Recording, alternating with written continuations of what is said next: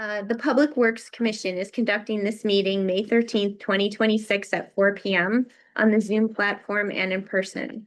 This meeting is being recorded and will be available for later viewing on the town's website. I, Andrea Solomon, call this meeting to order. Since we're all in person, we don't have to do a roll call vote, but we'll move on to the review of an approval of minutes. Does anyone have changes to the minutes from last month? Actually, this was from April 8th and April 27th. There was one funny little thing, which I think is fine. Okay. And Dave, I love you, but they called you the chairman of us. Oh. It was, Yeah, where, do you know where that's Chairman. at? Yeah. I'll find that. But I'll find that. In fact, I'll use this as a, Chris, the other meeting provided very helpful. She marked up for minor, edits, but not substantive changes. And that was very helpful. So we could just take it. So in the future, if you have that's important, but it is helpful if you just mark it up just to clean it up. Yeah. Okay. That works pretty well. So, Okay. yeah, but thank you for that. Yeah, and since when did we switch from last name to first name? yeah, I saw that. Commissioner Sven. Yeah. Oh. Yeah, I saw that. I was gonna call it. I circled that one too. I was You know what? like, Those are the things you can. I'm fine. I'm It just studying. needs to be consistent. I'm studying Japanese right now, and I'm sorry. It's sort of honest mistake. All right. Do I have, does anyone want to move to approve the minutes on both April 8th and April 27th?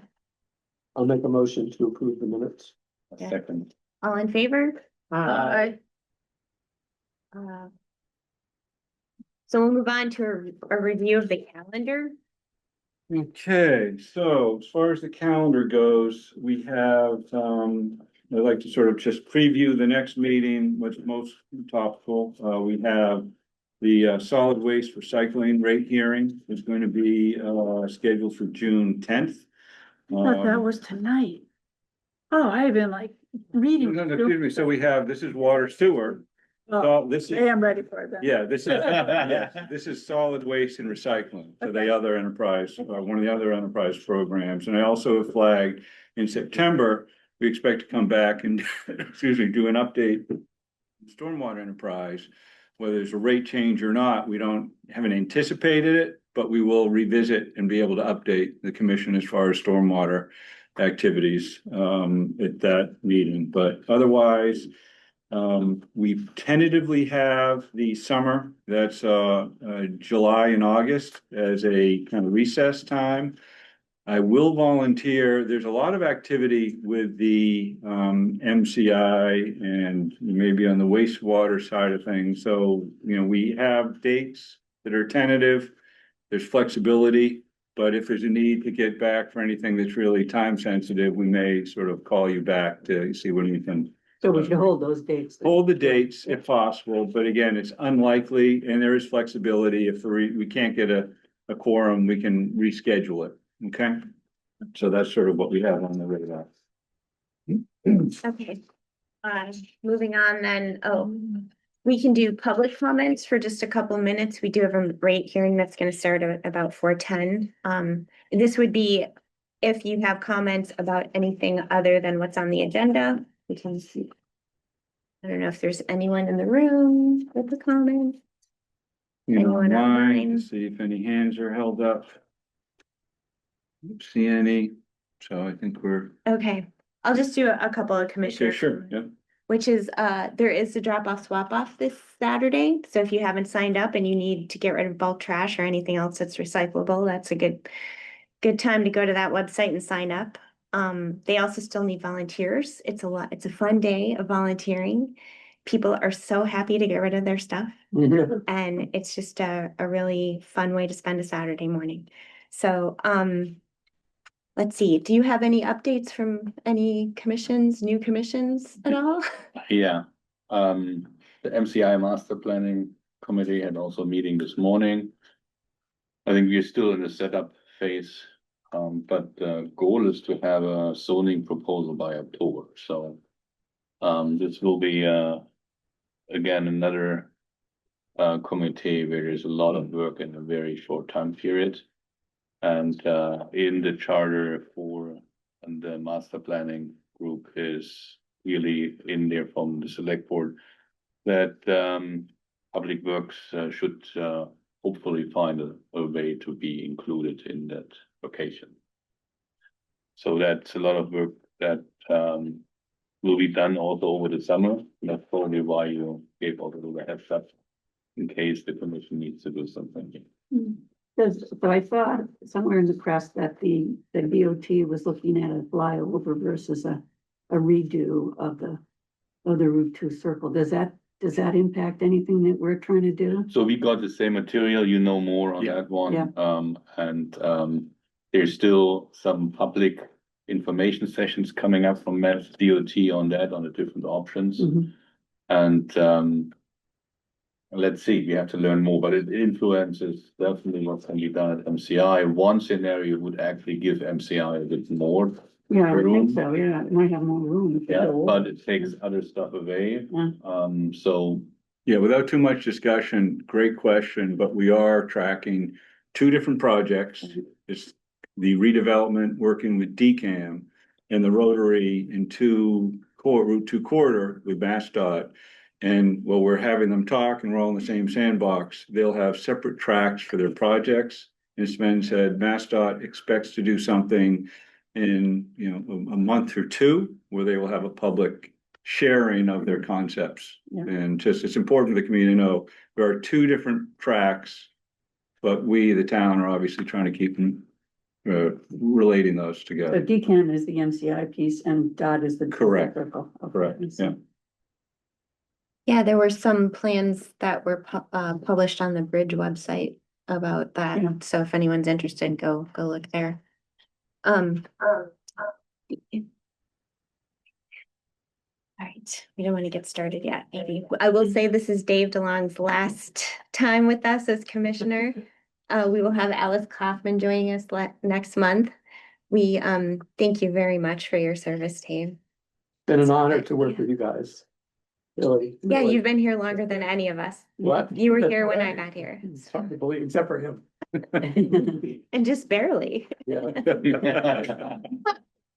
At least in this role. Yes, in this role. It really has been great fun. Two of my close friends told me to join this commission that's really well run. And they were right. Well, you kept us in line. Yeah. Yeah, so no, we appreciate your Thank you. time. It's a lot of time spent studying a lot of memos. Gave me quality indexes. That's right. Who would have known? Yeah, now you must drive through Concord and Oh, yeah. I know how that gets done. I know how that gets done. Yes. Sven did that. no. So we have quiet Saturdays. Right. Well, thank you very much. Yeah, thank you, Dave. All right, so we can probably open up the hearing. Okay. We have so this is what we do. Every May, we have our water sewer rate hearing. And are you gonna present? Yeah, We so what have we to have to do is, open the yeah, you have to you have to open the officially hearing. open it. Yeah, that's the first action. So can I have can someone open the hearing? Or move to open the hearing? Where do we have to go? I, Sven Weber, hereby move to open the public hearing for the fiscal year 2027 water sewer rates. A second. All in favor of opening the hearing? All right, Darren FLM. Okay, so I'm going to introduce Darren LaFollum, who is our water sewer superintendent.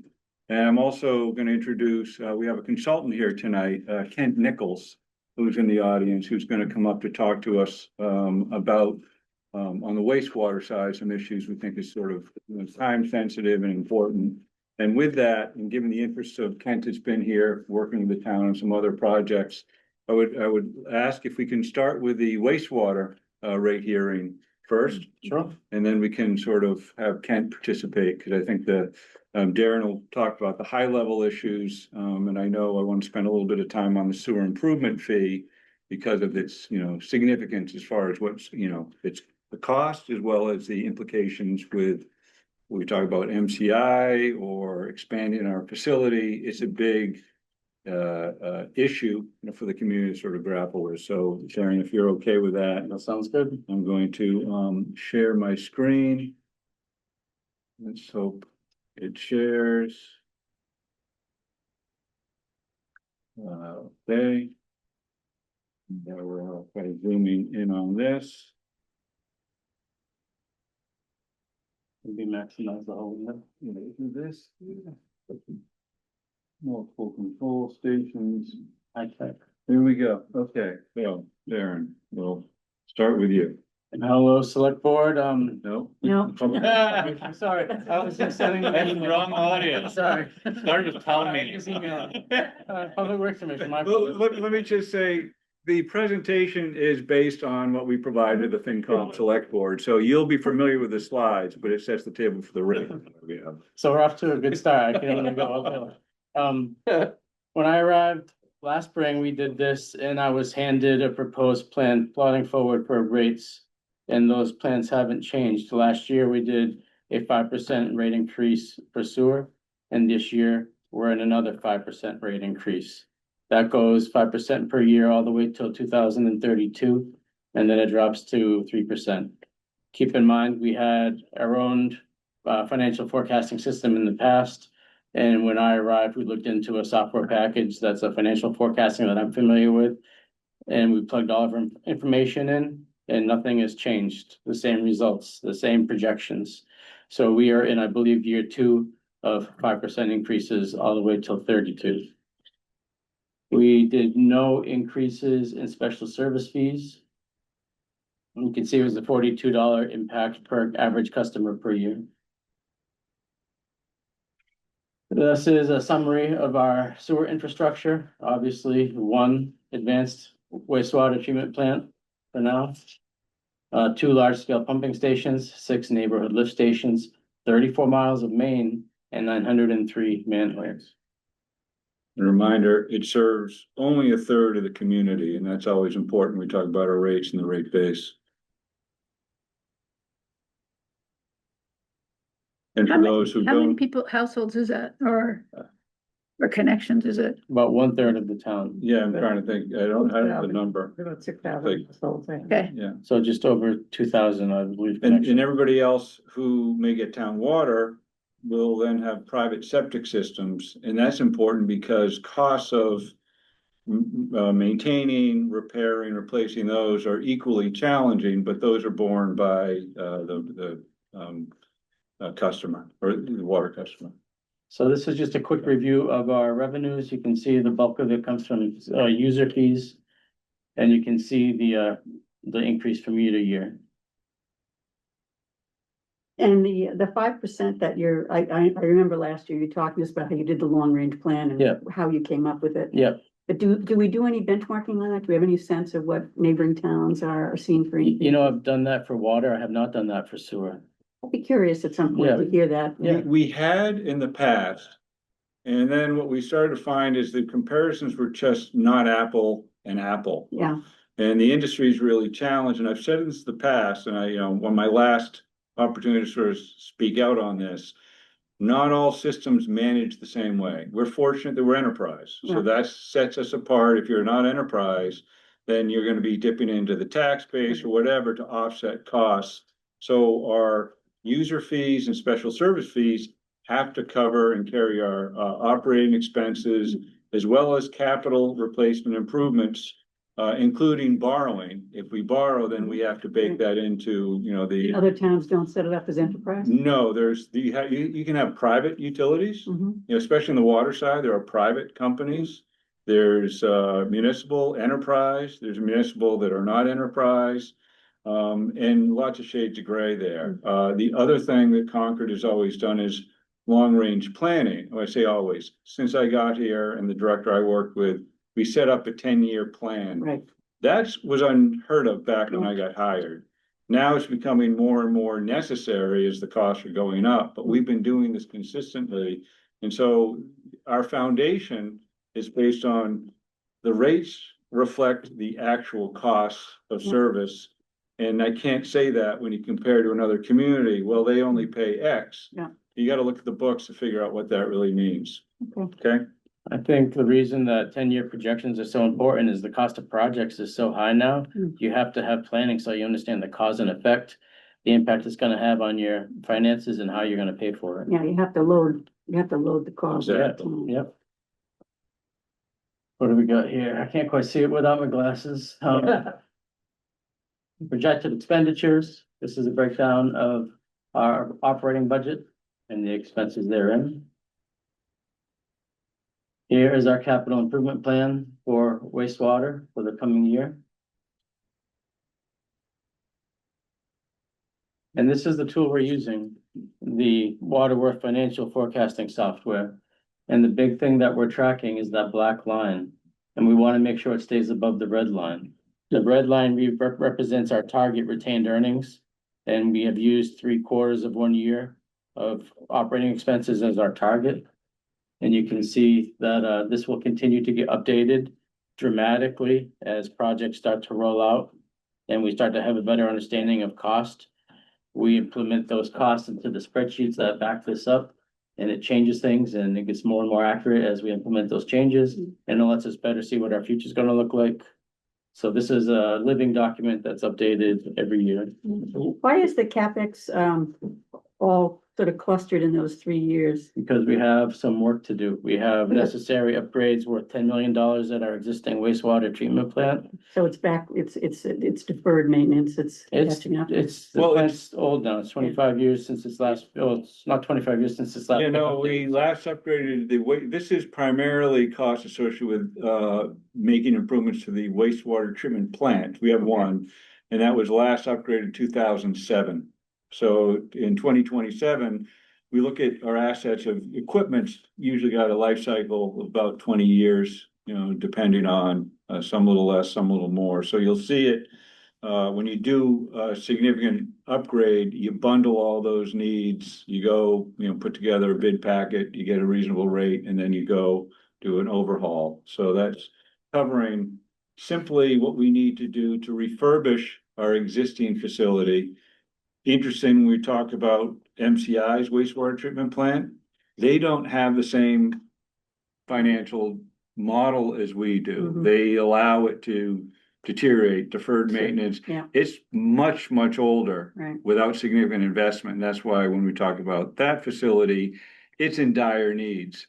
Our system, we can't let it run to be dire needs. We Right. have to do scheduled refurbishment, and that's what this is. Okay. So thinking about the MCI, That's I'm- gonna change this significantly. I was gonna say, so I don't know if it's not gonna be before 2032. I mean, given the projections and the state and everything, it may not be till then, but if it should come on by then, is that gonna be a separate fund and it's not gonna impact people's, So keep in mind that with another plant coming on, we'll bring on more capacity. That capacity will be absorbed a lot by the new construction, the new things that go into the MCI site. Those people will be paying an SIF fee, a sewer improvement fee, and that fee is designated for work that goes towards expanding our sewer capacity.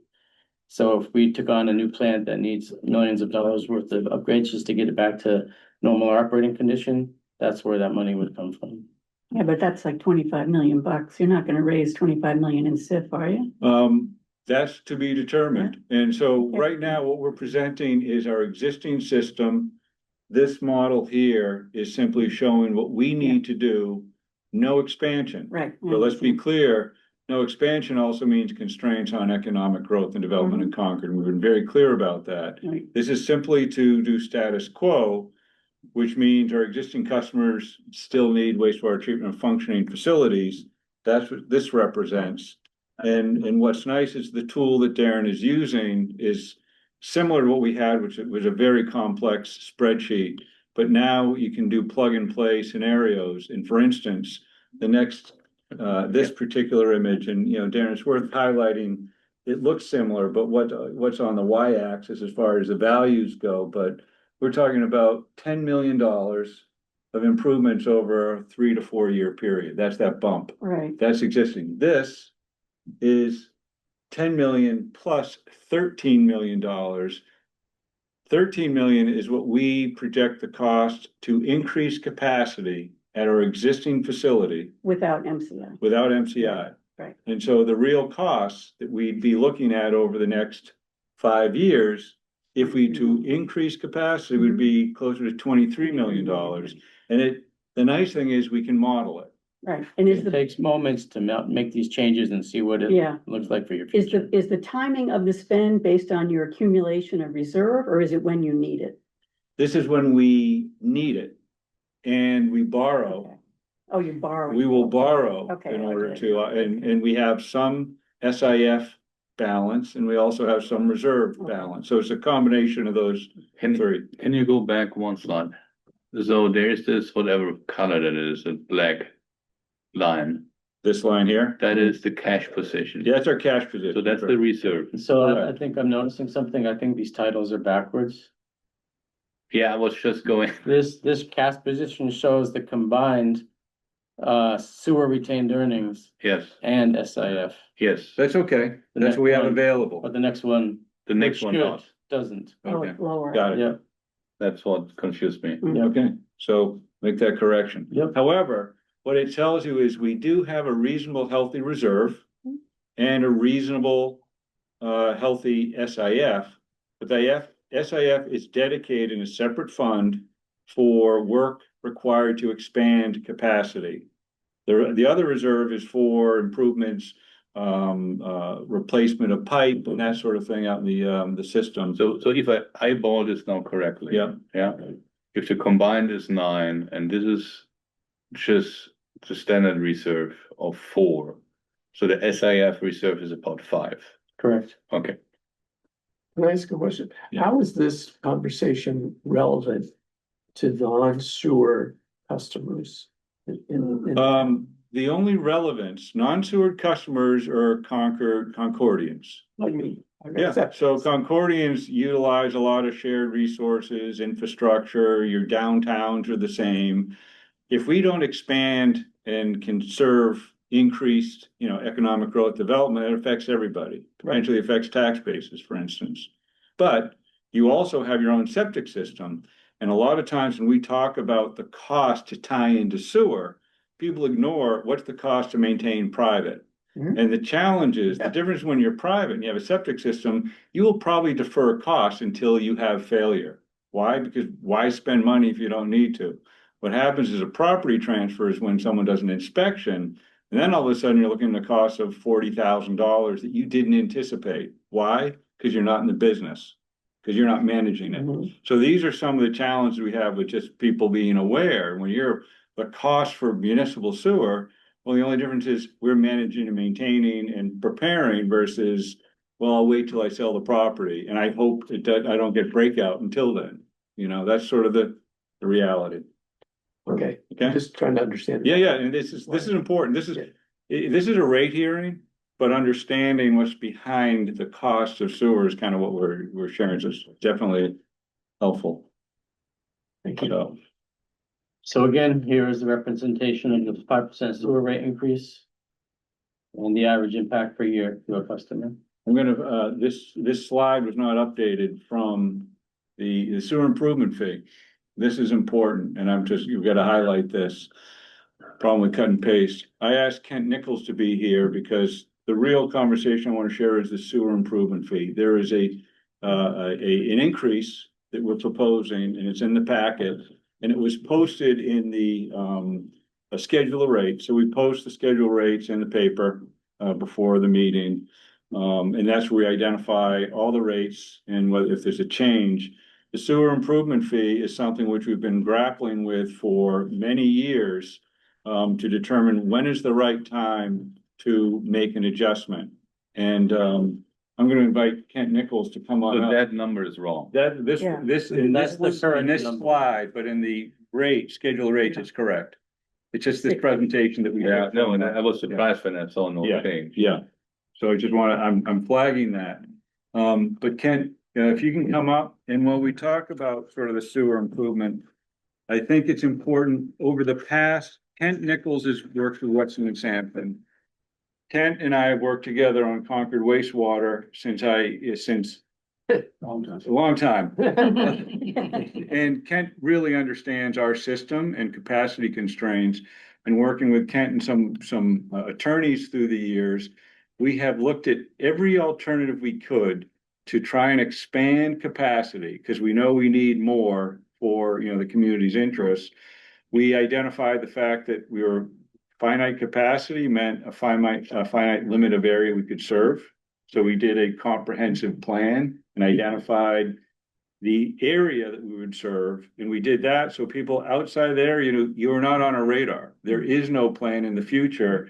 And that's helpful for them to know, I do have to spend $40,000 on my septic system. If you didn't have that plan, they'd say, well, how much to connect to you? And there'd be all sorts of discussion, and we really weren't sure. So the comprehensive wastewater master plan was identified the area that we could serve, a few areas we could potentially expand to if it was cost effective, and it was submitted to the state and approved. So it's an approved document, and that is our guide as far as how we manage what we have. Since we've been looking at the expansion opportunities, we've looked at what could be done with groundwater discharge at our existing wastewater treatment plant to expand to the tune of about 155,000 gallons a day at a cost of, we now have over $13 million. It's been updated since we last set the rate. We've also looked at permits and trying to work with regulators to get some flexibility on how and what and how we can interpret. Can we treat more at a higher, treating capacity and discharge flow out to the Concord River? We actually appealed EPA and went to DC to try and make a case that, was reasonable. We did not prevail, but we've been very creative over a decade or two to try and do the lowest cost option possible, but knowing we're always trying, and we didn't want to just go with the expensive groundwater discharge without exhausting every other alternative. Until recently, we had looked at other groundwater discharge sites in town, packaged treatment plants. We've done a lot of things. No success, no real opportunity. Finally, the only alternative was we will wait till we exceed our permitted capacity. We will then be put into, this is a regulatory process, a consent order, where they say, you've exceeded your permit, you're gonna work with us, and you're gonna do something to get back into, compliance and, issue a new permit. But we're gonna dictate how you do that. That would be the regulators. And then you're at their control, and that's challenging. So we were strategically said, until we have a relief valve, that was the groundwater discharge, but we're not going to spend it until we really have to. That was a strategy. Well, because something might happen. We were hopeful. Regulations might change. Who knows? MCI might go belly up. We had no idea. Although we did talk to MCI 30 years ago about partnering. And then 2 years ago, we went back to them when we saw their headcount dropping to say, any willingness to talk with us. This was before we knew the state was going to close it. So fortunately, this came as sort of, something we really couldn't have anticipated, but now that's the opportunity. So I'd say our strategy of not constructing that discharge site was spot on. So that's a success. It doesn't seem like it, but now we have an alternative anyway. So at least we can compare that expansion to something else. And that's where I want, Ken, the value. So we now have a reason to say we should probably do something with the sewer improvement fee, because we know it was grossly undervalued. We talked about that. I really want, Kent, if you can kind of talk about the state of the value. We had a memo that Weston Sampson pulled together. It gave you a range of costs, which are significant, and we know that. And I just need to let the commission know the community is already upset with what they perceive as an outrageous cost. This sewer improvement fee, you will hear, is getting in the way of economic growth and development. Well, Do you have a chart where the correct number is? I feel a little bit uncomfortable for hearing. on that, yeah, Having a chart Thank up you, I there was- yeah. showing a wrong number. yes. Yeah, so if you have it somewhere with the correct. number, that would Yeah, be let me get the schedule rates it was posted, and I'll put that Yeah, on. it's And good. while I do that, Kent, if you can sort of talk about Yeah, well, kind of what your memo a little talks bit about about. it. I mean, this goes back quite a ways. Most communities, when they, in response to the Clean Water Act many years ago, most communities took advantage of some early push by the federal government to build their systems out. So a lot of the more mature communities, when they built wastewater capacity, saw things like 90% plus grant money from the federal government. They also built it at a time when the costs to construct facilities that would provide wastewater service was very cost effective. It was still a kind of a bit of a nascent industry. And as such, the cost effectiveness was always really high for folks. So what you tend to see in the wastewater business is a disparity between mature large systems and the low costs to provide service in those mature large systems versus communities who then later had to build out their own system. More communities in rural and suburban areas, very similar communities to Concord, where you have a smaller system, you've invested a lot of the money yourself. That money has to come from your ratepayers and your taxpayers. You really don't have a lot of choices.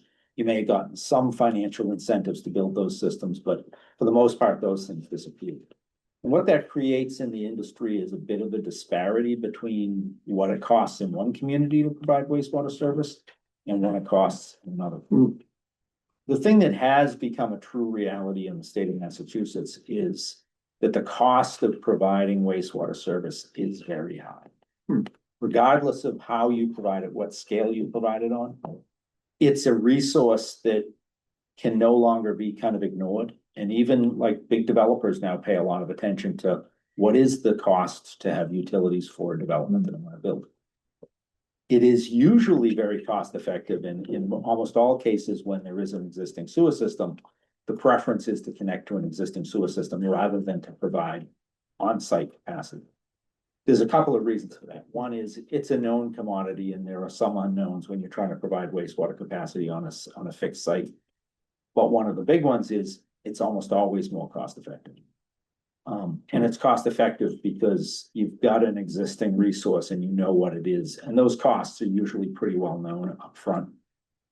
This approach to providing this capacity can vary greatly by community, but what doesn't change is the value of that resource when you have available capacity is extremely high for an existing property.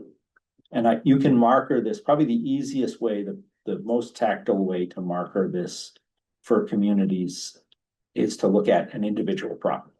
If you have an individual property, and I think, like David, you said you were on a septic system, so that's a good example, individual property. Most folks know that if you had to go out and build a brand new septic system for a 3 or 4 bedroom home right now, Alan, you've cited a few times, 40,000. We're actually seeing much higher costs than that in a lot of communities now. They're 50,000, they're $60,000. It depends on the environmental criteria, what's going on in your yard. Those costs tend to be on a kind of a comparative basis. Some are up north of $100 on a gallon per day basis, which is the basis that we set your SIF fee for. So just for starters, that's what you normally expect the true value on an individual property basis to be. Now, communities can make that more cost effective if you have a big system and you get economies of scale. We have provided, working with developers, we have provided wastewater capacity, building new treatment systems or large combined systems for developments. We have provided capacity in the order of half of that cost-wise, in the $50 to $60 per gallon range.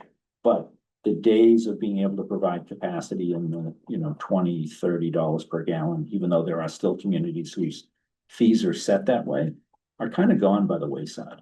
One of the big things that's happened in the industry over time, particularly over the past 10 years, is some pretty major inflation in the cost of things. Notably, we actually went back and forth in 2013 when we set your current SIF, struggled a little bit with kind of coming up with that number. And we cycled through a number of times. We had numbers that were significantly higher than that at that time too. And we kind of settled, I think, Alan, the town and the leadership kind of settled on the $40. Because it kind of made sense with where you were. It did depend a little bit on about how much capacity you had and what we thought the options were gonna be. And Alan has mentioned the groundwater discharge at your site. So if you look at the calculations that we gave you in the report, in the memo that we've given you, that's kind of your first kind of just glance at what numbers would look like. We took that same exact approach that we took back in 2013 and kind of updated the numbers based on what we know now. You have a capital improvement plan for your plant. You have a capital value for your plant. You have a small balance, as Darren talked about, in your capital reserve fund, which is a further asset of your wastewater system. If you take those numbers and then divide them by the value, you can kind of see what your existing capacity sits at. Then we can add to that a number that we've projected, and again, it's been thrown out at $13.5 million to add additional capacity at that plant, which is what you would need if you didn't have, the little bit of existing capacity you still have on your permit, which really at this point in time only exists because you've had some dry years. And you have previously been right up against your 1.2 million gallons per day capacity on your plant. So this is a notable thing that you're kind of in a unique position now where you can still allow connections, but you still need a future option to provide that further capacity. Hence, we marker that against that $13.5 million improvement. That comes with, as Alan has mentioned before, another 155,000 gallons a day would give you, instead of 1.2 million gallons a day of capacity, 1.35 million gallons a day or thereabouts. That gives you kind of a basis of this number. And as you saw in the memo, that number runs in around $125 per day as a fee, which is really steep. It's not out of line with what you might pay on a septic system. It's higher than we would want to see on a collective basis when you're looking at a more cost-effective approach. We are very much invested in trying to find ways to make that more cost-effective. Hence the additional calculations we've shared with you. And one of the reasons we've said that the MCI Concord opportunity is a very unique opportunity for the town. Just because on its face, it's initially both very expensive, as you've talked about. There's a price tag. Even if you pay $0 for the facility, there's a price tag to refurbish it, because there's a lot of deferred maintenance in that facility, as Alan has said. But at the same time, it's unique because it comes with a lot of capacity, and even at that high price tag to refurbish, it's very cost effective to provide that wastewater. You hold that number of what we came up with, somewhere just under $100 a gallon. You hold that number up against the basis if we were going to do groundwater discharge at your existing plant, and you can right away see that it presents a better option. The third calc that we gave you in there is a little less well developed, mostly because we still don't know enough about the groundwater discharge option. But it kind of tips our hand as to kind of what we're hoping to do, which is to add additional capacity. But in adding that additional capacity, still have the ability to make it stay in that cost-effective range and not be fettered by, how big of a development you might want to service. In particular, that will be important for the MCI Concord site, because when that MCI Concord site gets developed, as Darren and Alan have said, the anticipation is that there would either be an SIF payment directly from that development or a payment in lieu of that fee in that same amount that would come back in. And you'd be talking about that order of magnitude for those costs. The challenging part is these costs look high, but that's what you get when you have the value of a ready way to dispose of wastewater in a safe, environmentally sound way that's got permits and checks and balances in there to make sure that things are done correctly. It's tricky. It's a tough time out there. We're talking with a lot of communities about this. There's probably the interesting thing in Massachusetts is it's a pretty well-developed state when it comes to developing these types of sewer regulations and the fees that are associated with them. But that being said, it's very variable community. Some communities call their fee a different thing. You have a sewer improvement fee, we have a sewer capacity fee, we have sewer privilege fees in many communities. A lot of communities charge instead, they're up against their limit completely, so they charge instead an II removal fee with a leverage amount. which is actually a model that the state of Massachusetts has underwritten for folks. And those tend to be expensive because removing infiltration inflow such that it will not return to your system is also very costly. And what's the Thank trigger for the SIP? So is it, when does it get calculated and applied? Is it when someone's permitted? When, at what point does it happen? Yeah, I am gonna go back a little bit down memory lane. When I got here, it was a new fee, but it hadn't really been implemented in a way that was clear and people understood. And when I got hired, we were literally knocking on doors and putting mailers out to people who had completed work to tell them, by the way, you may not have known, it was remarkable. Let's say a really interesting way of learning how Concord worked. We learned our lesson, and then we now have what we call a form that people, it's a Form S, Yeah, that they fill out, and it goes through the building department and Health the Department. in the health department is part of, the building group where they review it and they look at this change in use, adding bedrooms, office space. They then do an analysis using Title V criteria, which is set up through the Sanitary Code of Massachusetts to identify what the rate, what the volume of increased flow will be or change in flow. They submit the form to water sewer that reviews it and determines, is it something we can administratively approve under 1,000 gallons and then assess the fee.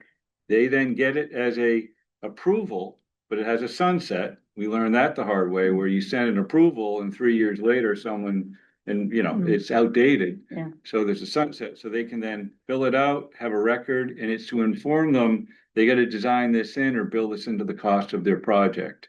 And it's always historically been a challenge for the health department, who are then told, well, that can't be right. I want to question how you're calculating it. No one worries about it till there's a cost associated with it. If it was on your septic system, Dave, the liability, if you have failure, is yours. You own it. I get it. If someone is connected to the sewer, they no longer have the liability. We're treating that capacity. So the Board of Health has to identify using Title V, the volume. We then assess the rate. And so that form starts the conversation. And sometimes people just will accept it. Sometimes this can't be right. Yeah. What can I do? And they may want to go to the health director. They might want to come to the Public Works Commission. This will, these fees trigger that kind of and how much response. a year do we collect in SIP? Well, so we have about $4 or $5 million in reserve over the past, 30 years I've been here. Mhm. We do spend that money on two things: I removal, because that does increase capacity, that's infiltration, tightening up the sewer lines, the public lines. We have, we put money into studies to get capacity. What we had to do with the CWMP, it was all about future capacity. Work we're doing at MCI is funded through this because we're trying to identify capacity. So it's for planning and design and construction of things that relate to increasing flow. So it's something, but $4 million versus, 25 million. Right. So it's a piece of the financial pie. Just to answer your question and try, Concord produces about 35 new single-family houses A year. assuming 3 bedrooms. For the 35, 110 gallons per bedroom, times $40 is 400. Divided by, it's only a third of the town. The Oh, residents are every. Only a third of the time, so it's 150, grand. 150,000. Yeah. Okay. I just want to add a footnote to what Alan was saying about liability on systems. Residents connected to the sewer system are responsible for maintaining their sewer line to the main. And when they upgrade and go through a major improvement of their property, that's the time where we identify, this is, if your service is over 50 years in age, this is a time to repair, replace, or bring it up to speed. And again, technology is advanced so that it used to be trench. It was very expensive and very deep. because sewer lines can be 20 feet deep by Wow. design because it's gravity flow. Well, now there's a system approximately lining the pipe, which is much more affordable, still not inexpensive, but that'll then give another 50 to 75 year life cycle. I see Paula Bertram, who's our business manager, raising her hand about Yeah, the question was on what do we bring in for SIF funds per year, and Sven was very close. In 24, it was 165,000, in 25, 143, and to date in 26, 132. But we don't always have projects like 300 Baker Ave coming in. Yeah, so have you done the math on Two-thirds. those two projects and figured out what the SIF Well, would be? Rome is gonna be their own treatment system. They're not on public, Oh, they're not gonna be, okay. but it's almost $2 million for Baker Ave, and that's at the existing rate. The Baker Ave is 2 million. So if we assume an MCI, whatever, just a working assumption, 500 units, Times 2 bedrooms, times 110. At the proposed rate? So, No. I want to be careful. We're kind of going into a gray zone. yeah, Where yeah. MCI is not on the Yeah, table. yeah. The basis for the 60 is that we are standalone, because MCI is not ours at this point. We can't assume it is. It assumes that we would, the following, we're likely in any scenario, we're starting to adjust the rate closer to where we think it should be. If it's 125,000 based on our bird in the hand, it's still undervalued, but it's an increase. And yes, it will draw some attention. But leaving it static, we now know between MCI and our existing facility, it might be somewhere between, I'm gonna say 100 and 125. We're trying to keep it closer to 100. It could be less than that, great. That's all work to be done. So Chris, the reality is this is a step. Now that we know we have some alternatives, it's gonna draw some attention, but we're so grossly undervalued that we don't wanna have continued use of our existing capacity when it's completely, Right. So the decision we're making Yeah. here is what? You are being asked, what's being recommended is to raise the sewer improvement fee from $40.07 a gallon to $60 per gallon, using the same methodology we did in 2013, but adjusting for inflation. That's all it is. It's just an adjustment for inflation.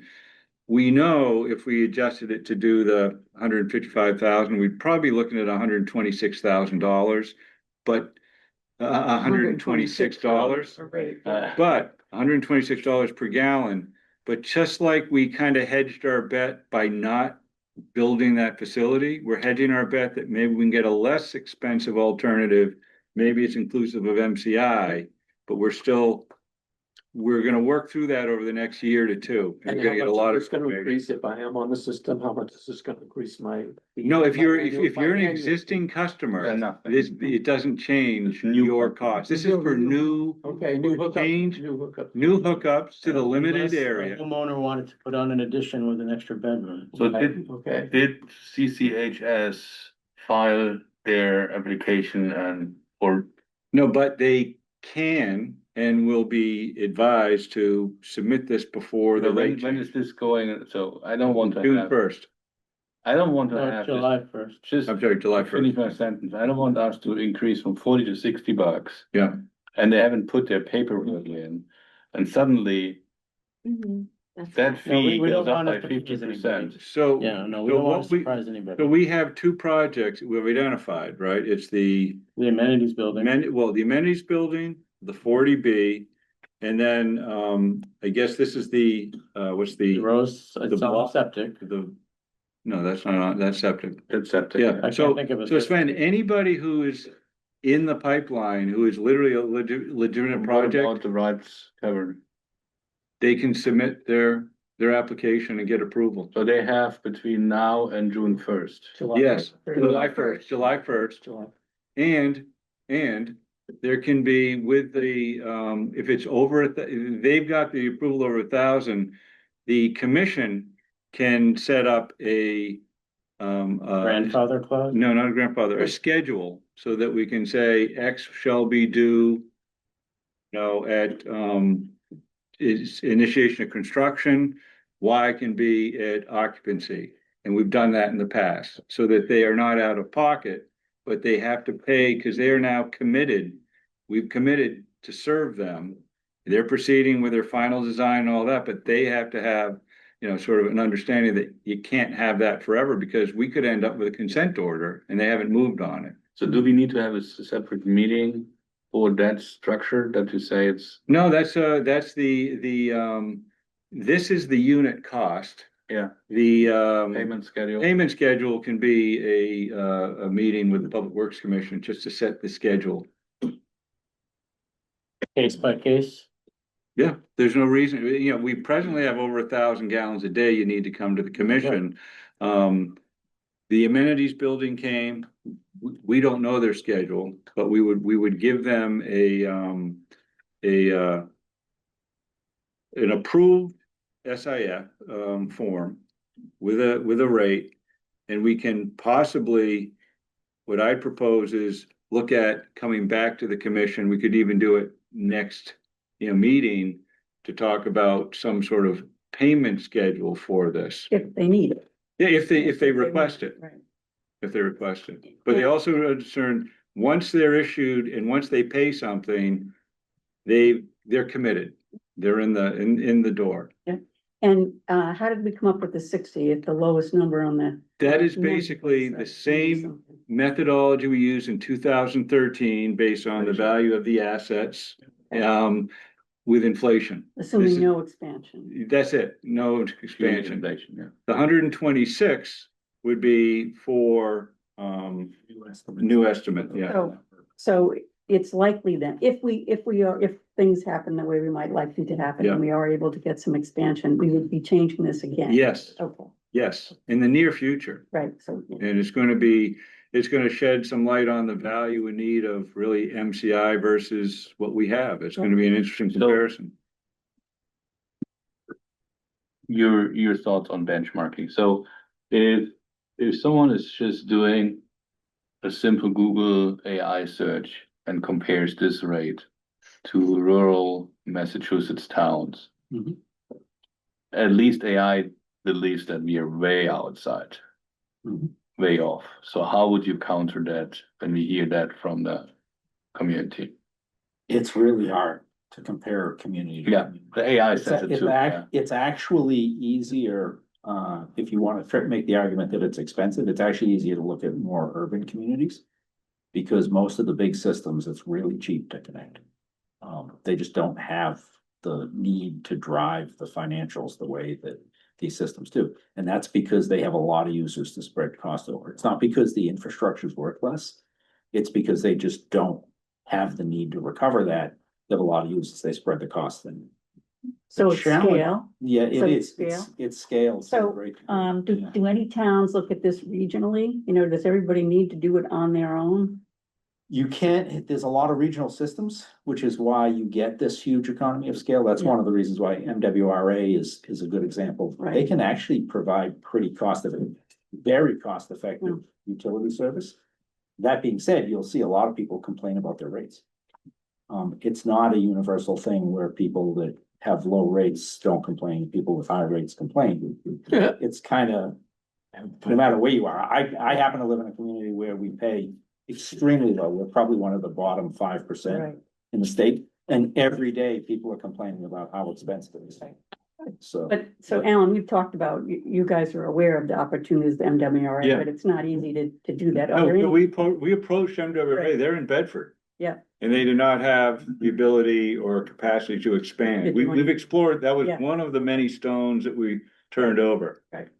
I'm flagging, there's also questions I see from the public as well, but so I just wanna, Did you have another question? Go yeah, ahead. please, yeah, and this, I just want to the give reason- on the decision. please, Because yeah. there's so much here. Exactly, and that's why I wanted Kent here to give this perspective, to record it, we can go back, but we're not in a vacuum, this is the state of wastewater, management across the Commonwealth, so. But shall I open up to Sure, does that? audience? I see Don Kupka's online, he's got his hand up. You want to, Don, can you? speak? Are you there? Don? He's gone, he's gone. It's gone. No, I'm here. I was trying to Okay. unmute, We sorry. can hear you now. Go ahead, Thank Don. you. Thanks. It's Don Kupka, 39 Devons Street. I'm a member of a board in town, but I'm speaking on my own behalf. And my comment on the sewer improvement fee is as we know that it is it's a deterrent to development and certainly to affordable housing. Have you considered some alternatives to that fee? And thinking that two things. One is that we don't charge an electrical improvement fee or a school improvement fee or anything else for new development that also taxes the infrastructure of the town. And if we did, we would certainly have no new development at all. So philosophically, if this is a good idea, then those other fees would be good ideas as well, and we would find ourselves priced out of the market. Secondly, would you consider creating an incentive by baking this into the rate and offering a lower fee reduction in your rate if you can demonstrate that there's no infiltration through your sewer lateral? I came from a community where that was required, and pressure testing of your sewer lateral, and that's how they managed the sewer capacity. And while we're talking as if expanding capacity is the only option, when we may be able to, I don't know, you would know better than I, reduce the peak burden by 30% or something. If we made users responsible or offered an incentive to them to reduce that. I know my own lateral is probably 100 years old. There's no incentive for me today to replace that line. I wouldn't be at all surprised, though, if it needs to be replaced. Thank you. Sure. Kent, do you want to speak to the macro? I mean, I think Don. There's a couple of pieces to unpack there. First of all, we did mention infiltration inflow. Dawn, I think that's a good point that you raise. There are a lot of communities where instead of the type of capacity fee we're talking about, they charge a infiltration and flow removal fee. I mentioned this earlier. That's kind of in line with what you're suggesting to try to get that leakage takes out capacity. The challenge is when you remove infiltration and flow from a system, it tends to return in places. It tends to be a short-term solution. This is why there's always a leveraging required. Communities charge somewhere between 2 to 3 times. DEP recommends 4 times the removal cost as a minimum in their regulations. A lot of communities charge 10 times. When I built my most recent home, I paid 10 times the removal cost for iron removal. Those things are pretty well established in some of those communities you're talking about that are focused on infiltration inflow. That tends to be a bigger opportunity when you're talking about a community that has a mature system with limited additional capacity. And the only place they get additional capacity is to remove infiltration and inflow, extraneous flows from the system on a ratio. That being said, those systems still tend to be order of magnitude that high. I will say my company does a significant amount of municipal infiltration and flow control work. We're helping the town of Concord. Probably helping 50 communities in Massachusetts right now. We see the cost per gallon for that removal generally running in the $20 to $30 per gallon time when you're into the less cost-effective stuff. Sometimes you can find something for $5 a gallon if you're in a community that has really bad, very leaky systems. Concord has a relatively tight system. You don't have out of control flows when it rains. Yeah, I mean, when you get a really intense rainstorm, you'll have high flows, but every system does have infiltration inflow. Every system has leakage, and you see those numbers go up. The second part of your kind of question, Dawn, was an interesting one, which is, should there be an incentivization to try to allow people to connect when you have it? That is an important decision for the community to make. There are communities, and Sven, this goes back to part of your question too. There are communities who choose to just make sewer capacity very cheap and first come, first serve. And the only time that changes is when they run up against their capacity limit. So there was a time when Concord was up against the 1.2 million gallons a day. What that means is those days you would just tell people no matter what. Even if they had a hardship, you would have to say no to them because you don't have any capacity for them. It generally is not the way we approach it forward thinking. Forward thinking, we always want to make sure that if you have an opportunity as a community to have somebody build a project that's either important to the community, or in the case of some of your 40Bs, leverages housing needs to the point where they can leverage out certain opportunities for permitting. You want to have the ability to allow those projects in most cases to be able to connect. But that has an opportunity cost, right? To be able to have that capacity, it has a cost. And the question I think that that you've asked on is that something that the community as a whole should pay for that pool of capacity and then effectively gift a significant portion of that capacity value to a new connection? Again, question being on a first come, first served basis until that capacity disappears. It's a Yeah. philosophical question. It's really. It's really important, Ken, because otherwise what you're saying is for the interest of the community for affordable housing, put the burden on the third of the community that has sewer. And that just seems not to be, that's not how it's structured. And it's kind of obvious that is sort of it's not a shared burden. But as Ken said, if there's another model to look at, and I think as the town is looking at wastewater in the big picture, maybe there could be some other, sort of mechanism, but it would require tax-based, support. And that's not what's presented here. This is all user and those customers of the sewer system. And so Don, that's kind of it's complex. And, I think the comments are in keeping with how do we encourage what we want and discourage what we don't.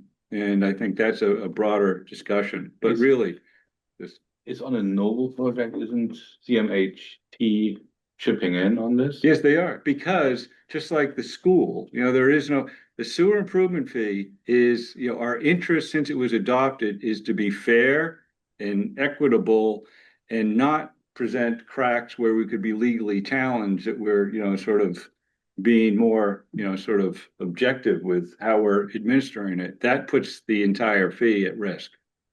At least that's what I've heard.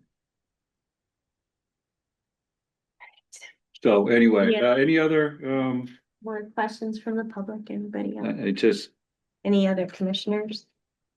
Questions? okay. That was, thank you for the time, and this was important, and it really is, Chris, to your point, it won't be the last conversation we have. But I do think it's going to inform a lot of conversations the town needs to have on Right. MCI and what we're doing over So there. what do you think the reaction will be if we go with the 60? Yeah. So in terms of developers or anybody else, is this gonna be a wow, or is it sort of, they're expected because we? No, it's going to be a wow, but Maybe. presently it's a wow. Nobody expects it, and they all It's expect you already just a wow. tie in. Yeah. And while it's significant, we've literally held back on doing something for a long time and Yeah. really talking with Kent. It doesn't help us understand the real risks Right. to the community if we continue to undervalue it. And those who appreciate it Mhm. are going to pay attention, and they're going to want to be in sooner rather than later. So we have to have some Is the adjustment. Economic Vitality Committee aware of this? Or the planning board, or others who might wanna know what we're up to here? Not at this point, no. I have mentioned it to the building department and the Board of Health. They're aware. Yeah, I think the Economic Vitality Committee will. Well, the basis of it, we have to stand by what are we doing and why, and what we've been doing, and to be clear, is undervaluing an asset we know is Yeah. undervalued. I think the basis for, I think you have a reasonable case to make.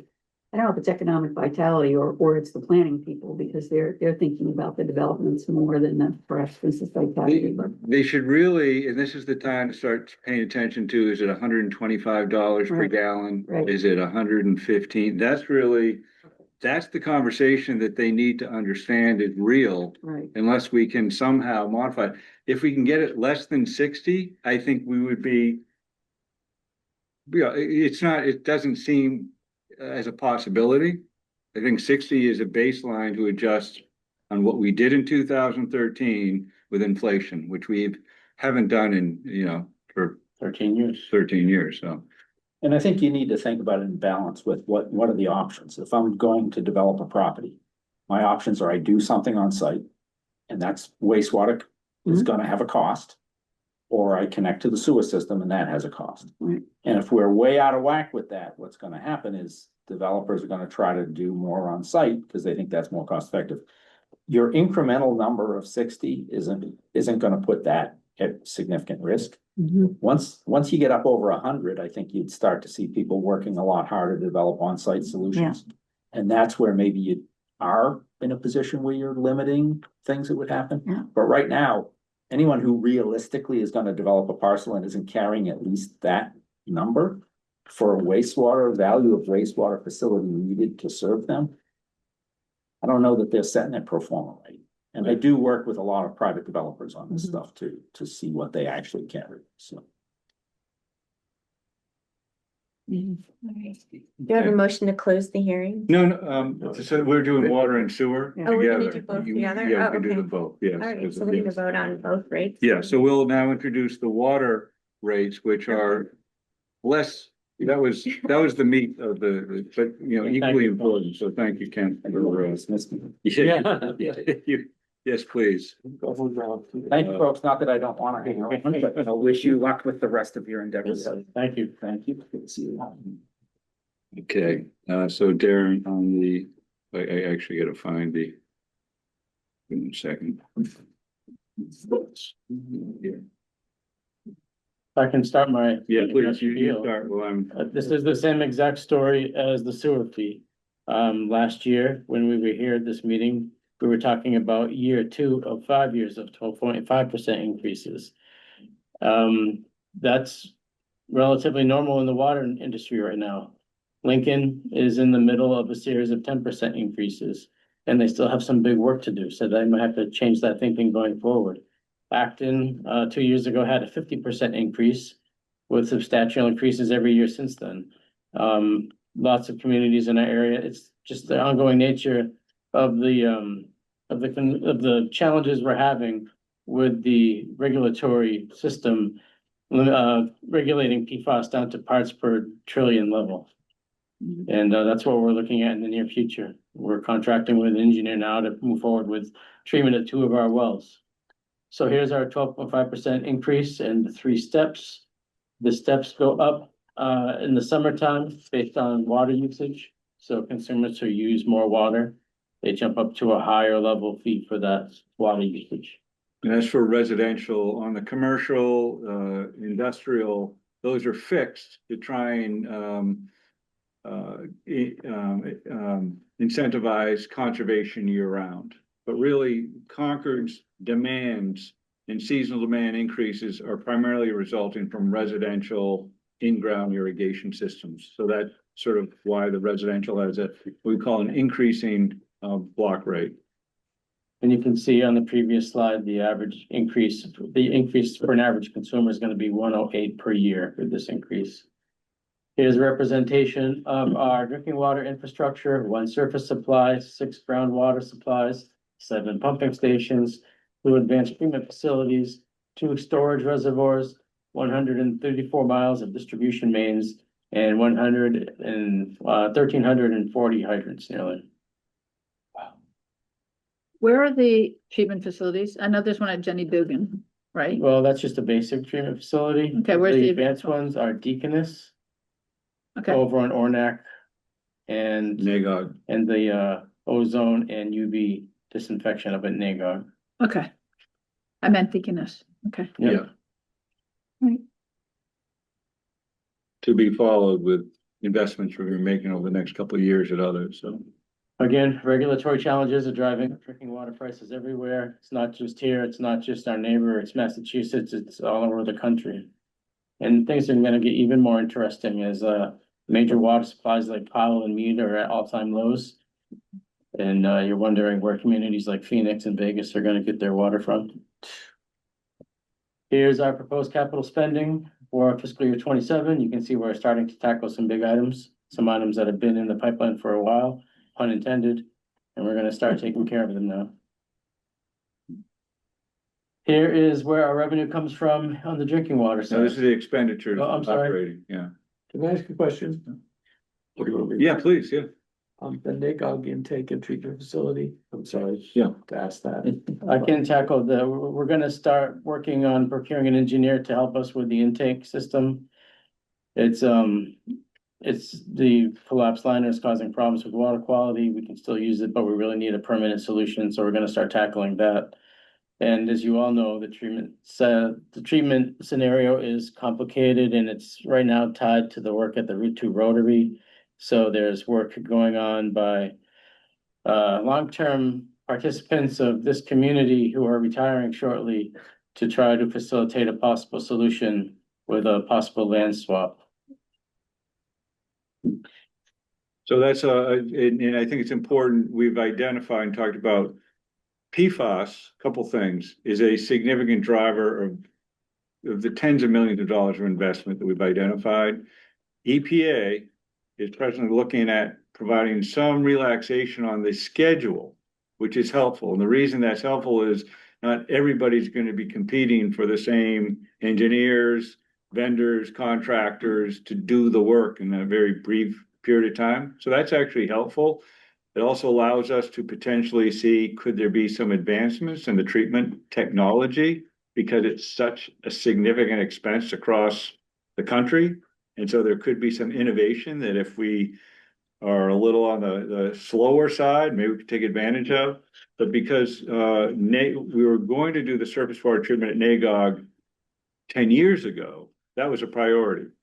Given the fact that we now know we have to do Hugh Cargill and Second Division because of PFAS, we're prioritizing those first to allow us a window of time to sort of figure out with the NAGOG siting, do we work with the state to relocate or not? So we're kind of phasing it. So we're going to focus on the groundwater and then the surface water by design. So that's part of the capital plan. This is basically kind of where we spend the operating expenses, Yeah. you know, of almost $6 million.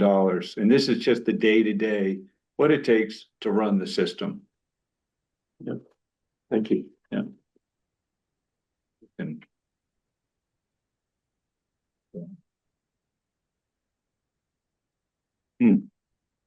We'll have Linda operate the slides next time. yeah, I don't know, I'm just having problems with the slides today. There we go. Yeah. Okay, I'm sorry, here is our expenses, I'm sorry, this is our revenues, where they come from. You can see the bulk of this is again, user fees. Again, and note, our operating expense is 5.5 million. Our revenue is close to 10. Why? Because we know of all the costs of, you know, what we need to be spending money on. And again, Waterworth, again, what we're looking at is the trend into the future. And it's taking 12.5% for 5 years. And then 3% a year for the following years to maintain our retained earnings in a healthy position. And I say ultimately, cost once we get over treatment will be continued. The highest expense we have is water distribution replacement. Systems across the country, all our systems are getting 100 years old with water pipes. We're going to be replacing them. We have a pretty good schedule, but once we get through the treatment, it might be a little bit more aggressive with the amount of main that we have to replace. We're not finding wooden pipes, are we? We have no wooden pipes. Can you go back a slide? Yeah. Because I see Sven eyeballing the retained earnings graph. Yes. I just want to point out that the way this graph is working is it's like a checking account, and when you borrow money, it's putting the money into the checking account. Yeah. But then when it's spent, it's wiped out again. Yeah. So the future is the accurate retained earnings. Do you think the big purple thingy in 27 is realistic? And that is our borrowing. So you think you borrow that much for an? Yeah, because the expense, we have to enter into contracts. They're gonna be, you know, 30-50 million dollars of treatment. Oh, it's all water treatment. Those are what those costs are. So we have to, Yeah, but most of it is NAGOG and we still don't know where to put it. To answer your question, no, I don't think we're No. gonna spend that much, but it's available if we get to it, Okay. but we're gonna spend a good chunk of it. Weren't you looking at regionalization? yes, that's a great Yes, so regionalization is a solution maybe 15, 20 years down the road. Maybe. 1, 2, 3, 4, 5, 6, 7, Yeah. that's 10. We're Yeah, so just like every other community, we've already crossed that threshold of we can't wait to comply with Safe Drinking Water Act. So we have to proceed. And it's not just quality. Our concern for regionalization is quantity as well. And there's a concern, as Darren mentioned, what's going on in the West Coast and where you see all of a sudden it's a finite supply. And, with droughts and climate being sort of significant swings, groundwater resources are not all that resilient. And so we're trying to build in a model that might allow us to, one, if we connected to a regional source of supply, we could get out of the business of having multiple expensive treatment facilities and operators to do it. So these expenses might be a 20-year investment. Well, 20 years for the cost of Safe Drinking Water Act, that's what the cost is. It'll be great if we have an alternative, could be regionalization, or we make a decision, no, we're going to continue with business as usual. I have a feeling in 20 years, business as usual is going to look very different. I'd agree. So, we're playing the long game with the regionalization assessment and working with MWRA, and the short and midterm game with what we need to do for our system independently. That's what you're seeing here. Just to touch on this topic, I don't want to scare you with projected numbers at the cost to enter the regional system. Oh, I know. So a big part of that puzzle is the support you get from the federal and state government, and those are complete unknowns at this time. So it's a 20-year maybe with a lot of questions to be answered. Yeah. The advantage is that water comes from Quabbin and Wachusett Reservoir, which has a 5-year drought tolerance, not a 1-year drought tolerance like most of our regional supplies like ours have. That's huge. They're kind of insulated cost-wise from PFAS because their raw water supplies don't have high levels of PFAS in them. So that's a cost savings there. They're not gonna have to fight that in the future. We get out of the business of expensive localized treatment at small scale with, we don't have the economy of scale. Mhm. But even if we do ever have the opportunity to join the MWRA, their water is expensive. Okay, it's gonna have real effects on our rates here. If we have local supplies in place that we can use to supplement the MWRA water, we can optimize the economic efficiency of our water supply. The water is not cheap. No, No, it won't be. Yeah. it's not gonna get cheaper. There's 4% a year increases is what they have locked in. So in the rate schedule, I see we are introducing a fee for manual meter reading. Yes. Yeah, so how many customers do we have on manual? So the manual read is when people will opt out of our Smart meters. The smart meter technology, and it's sort of modeled after the light plant had gone through a replacement of all their meters, developed some policies and protocols where there are customers who just do not want to have that connectivity with a smart grid. So that requires a individual to go out, we drive, we'll collect the data separately, and I believe it's a $25 Meter fee, a read Read per fee per month. As far as the number, Paula, do you happen to know the number for the light plant? How many are doing the opt-out? 45. It's 45, so it's, under 50, so plus or minus 50 is anticipated. That can ebb and flow And depending on does the light plan have a similar fee? I'm not sure. Yes, yeah, they do. Is it a different person driving out, or it's the same person driving out for both readers? No, our meters, we now have our own, we're actually doing our own read. I don't know, Paula, if you know if No, if I they're, could touch yeah. on that. good. The light department is still doing our reads for them. We're paying them our inter-division transfer for the guy. He's retired, but now he's back to do our reads. They've asked us to take care of the final reads for sales of homes. So we've taken on that responsibility in the last month and a half. But Johnny is still doing our reads for us. We're paying him. but And he's when doing was the it. last time we touched the special rates? We The large adjusted, meter fees? we adjusted some of the special fees last year. We're not Okay. touching them this year. Oh, forgot about that. And one thing I'd like to mention, if we're gonna talk about metering, is we just won an award from the DEP for water conservation. And smart meters are a big step to enhance that going forward. If you have a leak now, you learn about it when you get a high water bill next month. If you have a smart meter, we see the increased water use, you'll be able to see the increased water use. So it really is a huge step forward in conservation and efficiency. But do I have already as a customer log into that and see it myself? Or You will be able to, we're gonna get a platform, polish shaking your head. We're gonna get a platform that allows customers to see it on their cell phones or on their home computer. No, Let me, But you heard about I think Darren is still sort of getting up to speed on this. That was the intent Yeah, we. with the light plant when we first partnered with this smart meter upgrade.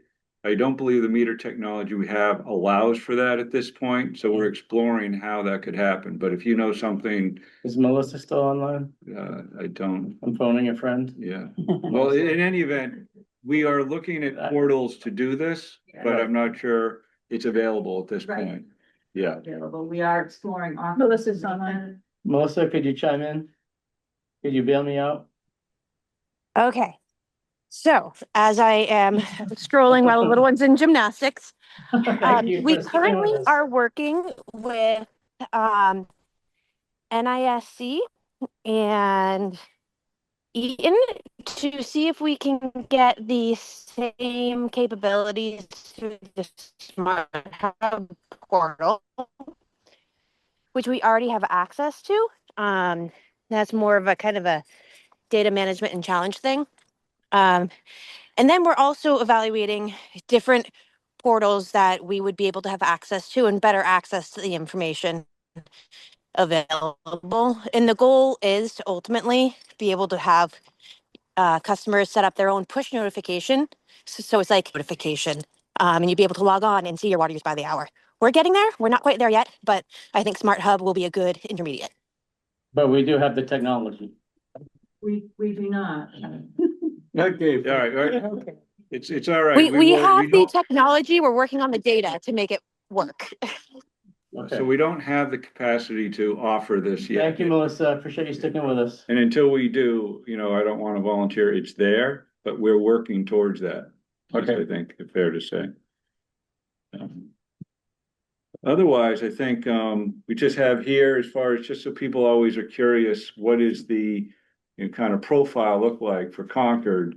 You can see, over 56% of our customers are residential. You see the commercial institution is at close to 25, and then municipal use is included, and other would be second services, maybe, it could be a pool house, a tennis court, something like that. That would be other services. You were mentioning that most of the residential is lawn, Is what? is for lawns. Okay, so we're gonna now go into sort of the way water operates and why we have increasing block rate during the summer, and our challenge is meeting peak demand, which is why we have all of our groundwater supplies. And so what you can see is here, I think we had a couple slides we didn't present at the hearing, but just so you know, this is our seasonal water demand management table. We haven't changed this. It's consistent with what the state uses for when you hear about droughts. I will tell you, you're gonna hear more and more and more from the state about drought levels. Right now, the Northeast is in a level 2. Yeah, level 2, and they're very committed to making sure that they communicate this regularly across, the Commonwealth. So when you hear a drought level from the state, you should be able to look at what drought level would we, be in. And while we're on this topic, maybe this isn't the time for it while we're in the rate hearing, but I just want to mention that it's going to be hot next week. We have our White Pond well is being cleaned. We expect to have it back next week, maybe by Friday, but currently it's out of service. And yesterday we lost Cargo well. We found out today from a contractor, came in quickly to look at it, that the shaft sheared. So I believe the process is we reach out to the chair of the Public Works Commission if we need to tighten our conservation. It may be that we're reaching out to that person Friday to go to a complete ban on non-essential outdoor water use on Friday afternoon. Depending on what we see with mechanical Right, yes, systems. we have two variables at play. We're expecting UCargill to be out for at least a couple of weeks. We don't know if we're gonna get White Pond back. So we're closely monitoring the situation, but we might be reaching out to you. Is there any way? And I know we've done some stuff to get people to stop watering their lawns. I mean, No. if you think of No. like in Las Vegas, Yeah. they went to Desert Scape and they went to Low and 30 years into it, I started with this. I literally talked about in 2004 going to town meeting to ban all new installations of in-ground irrigation Yeah. system. Got a lot of pushback. Really? Yeah, people like their landscaping. Now, managing it is important, but to tell people they shouldn't be investing in their property, you think about it, it's very difficult. What we've spent a lot of energy on is how to do it efficiently. And so that's where we've seen, responses, but really the challenge of having people not maintain a property in a way that, they think, it needs. Presently, you could drive to Bedford on MWRA and have a very different experience. And it's very hard for, residents to be told you can't water and you drive through Bedford on the way to 128 and you're going, what is this? So it's a significant challenge that I'd say you got to manage it and educate, which is what we've done today. With the exception of when we're gonna run out of water, literally run out. Or as Darren mentioned, what he just described are two situations that were, you gotta, build into the plan. But I've just brought up this table here. This shows you how the demand changes over the season. And that bell curve is driven primarily by outdoor irrigation, primarily. It's pool, fill lanes, things like that. But as we're in April, May, June, we're starting to increase. And with so many small supplies, Hugh Cargill just had a mechanical failure. That was identified yesterday. It stopped pumping. It wasn't a preventive maintenance issue. Literally, systems will fail. Your car will fail. You can't always predict it. The maintenance of our wells are something that we do have some control over. And so there's always a balancing act of what we have available. So this discussion as far as whether we have a water ban, I haven't heard that yet. So we need to talk about the messaging. That's a serious issue. Is we would only make a recommendation. The commission has to make the declaration. You've assigned the chair the authority to do that because it happens at a moment's notice. It could be for a number of reasons. So if there's a need to increase or change where we are, as far as is it 1 day a week voluntary? Is it 1 day a week mandatory? That's different. Mandatory means we now need to start taking action, or is it no water until further notice? Those are all different levels, and those will require a lot of customers will be impacted. We need to get the notice out. So I can't remember the last time we had an outright water ban. So we need to talk about that. 2016. So it doesn't happen often, but the circumstances of how we manage our supplies is, driven in part by communication, but also rates. And to your point, the increasing block rate is to disincentivize extraordinary use and really be more efficient. And as we see the cost of water going up, more and more people are paying attention. It's very, it is effective, but you can still see the curve. I will say year to year, why Darren mentioned sort of, what we've kind of been successful in, here are years of total gallons pumped.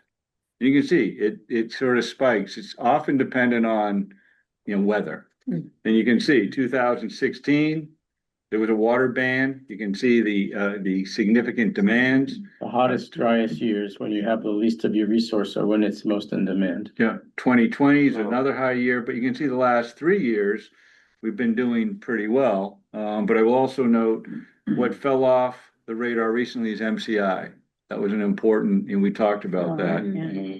But so that's a variable. The other one we look at is the residential gallon per day per capita.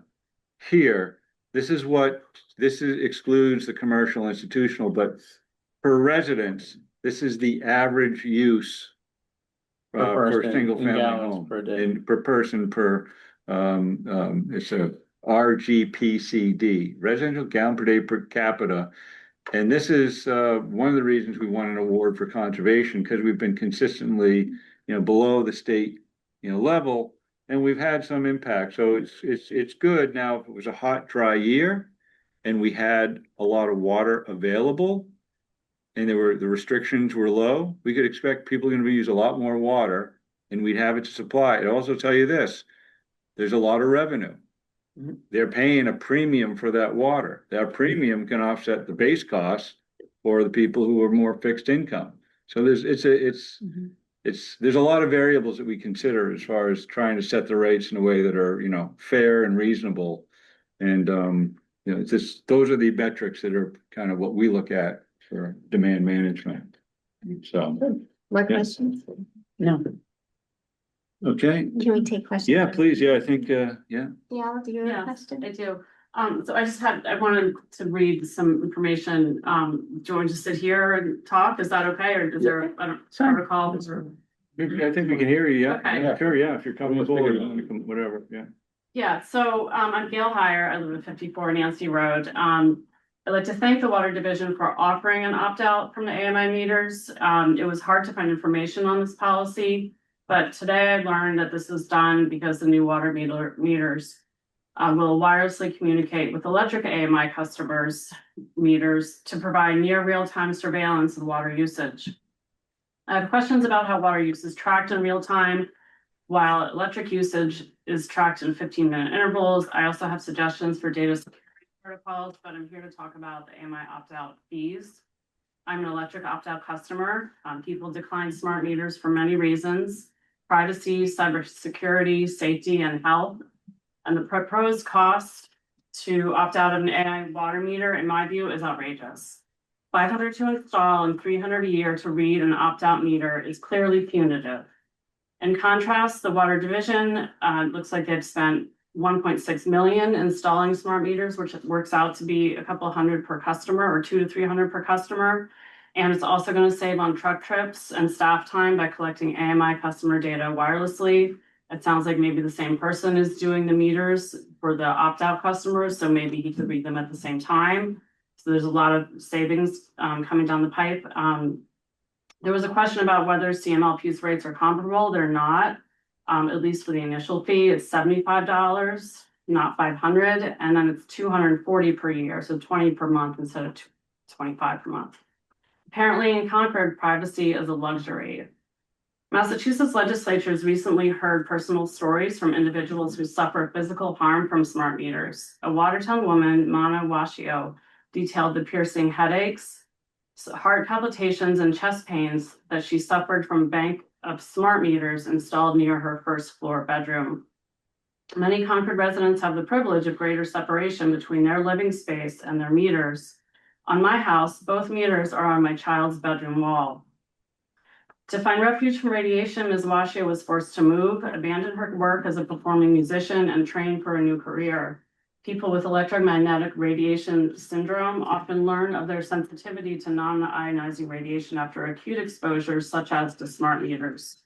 Managing a medical disability should not require paying your utility company to stop radiating you. In Concord, if proposed rates stand, that cost will be $540 a year. And you must own a home or have a sympathetic landlord. I asked that the town keep a tally of how many customers would like to opt out but cannot afford it, and perhaps funding will become available to help these people. Privacy issues are also very real. A husband going through a divorce tracked his wife's energy use to monitor dinner preparation and other habits. A utility passed 3,000 tips a year to police. They were targeting suspected drug making in Asian communities, using unusual utility spikes and customer race. Less nefarious, but still a privacy concern, water usage analytics can ID suspected lawn watering ban violators, target high-cost consumers for new appliances. Conservation is a worthy goal, but it absolutely does not require the level of Big Brother oversight that AMI provides. I examine my bills and I compare usage to the same month the previous year. For safety, I turn off my water when I leave town. Many myriad consumer products are available to detect leaks. While I choose not to share my personal consumption habits, I believe people should be free but not forced to do so. If Concord truly needs these data, the town must disclose how data will be used and protected and obtain residents' explicit permission. Reasonable fees acknowledge that people opt out of AMI for legitimate reasons, including health, privacy, and preventing unreasonable searches. Reasonable amounts could be $75 to install and $10 a month to read. Monthly fees should sunset for longtime residents. PG&E, the California Electric Utility, uses the 75-10 structure and imposes the monthly fees for just 3 years, so that the fees don't go on forever. To reduce costs, read meters quarterly instead of monthly, let customers take monthly readings. And I also think fee waivers should be available for people with medically documented electromagnetic sensitivities. In conclusion, Concord says it encourages diversity and welcomes less affluent residents. But our data collecting policies send a very different message. To exercise your right to privacy, you must pay. And I just, to follow up a little bit, I communicated with Andrea earlier today. Myself and some other people who have educated ourselves about smart meters worked with the light board for many years when Ms. Kaufman was on the board to explain why smart meter policies need to protect people and why opting out is important. And I'm concerned that this commission has not had the benefit of all that information. So I just hope that information was helpful, and I hope you consider what I said. I do plan to provide some more information in the future. And if you could send that to, at least to me and then maybe to the department, but just so we have it. Sure, what I read today. Yeah, please send it to me as well. Yeah. I just want to mention that I have 2 documents here that talk about the health effects of the RF radiation from electric meters and smart meters. Most of this information here is related to electric meters because we have a node that's sending a signal, most typically from the outside sill of your home to the electric meter. And just to give you an idea, anybody who's interested in this is welcome to take a copy. I'll leave a copy with you commissioners. But just to give you a frame of reference, to get the same radiation exposure that you get from a 5-minute phone call on your cell phone with it 1 centimeter from your ear, you would have to stay 68 days within 1 foot of your electric meter. So the bottom line is, compared to your Wi-Fi router, compared to your cell phone, the radiation from electric meters and smart meters is negligible. In this case, we're not talking about the water meter. We're talking about the node that's on the outside of your home that's sending the signal to your electric meter. Yeah, but I think we're here for the rate. Right, the We're rate. not here for judging. For clarification, yeah, I think there's generally, I always say is we have to respect fear, because fear is nothing you can really, and we can dispute for hours, and we can fall in different camps. And I would here be more kind of say, if these are 40 customers in Concord, which we assume they might do that because they did it for things, we're talking about $1,000 a month. We can certainly work with them. So Before, just to get one more detail, that's on the cost for reading you're talking about. Yeah. The installation might be a different, it might be an Apple, an Orange. I want to make sure, Paula, what's the basis for the cost for the installation? The base cost of the meter we need to install on the node. Okay, so that's the cost of the meter? It's the cost of the equipment, the manual reading device. Okay, so it's a special Can't they device use that the has a existing- cost. And use And the it's existing different than what the meter. light plant it uses for assessment. So I want to be clear that we're just talking apple and apple. This isn't just a fee, because the premise is that it's you know, sort of excessive. I think it's to cover cost for the equipment. That's the basis for the 500. The read, I think, is a legitimate 25 versus 20 or 5 is certainly, you know, I think. But for me to understand, isn't that the meter, the old meter that is already in place? No, these are for our new meters, the cam strip meters. We are installing new meters town-wide because our existing meters are at the end of life. So we have a meter replacement initiative. And according to Prescott, who is our vendor for cam strip meters, the cost of the technology for the manual read is close to $500 at the For the equipment. The equipment. We're not charging for the installation of it, so we're not covering anything but the cost for equipment, which is above and beyond what there would be no cost for just replacing the meter. I just want to point out also that right now we're 23% done installing our new meters. And when we're at 100% minus the 40 opt-outs, there's not going to be the need for a meter reader.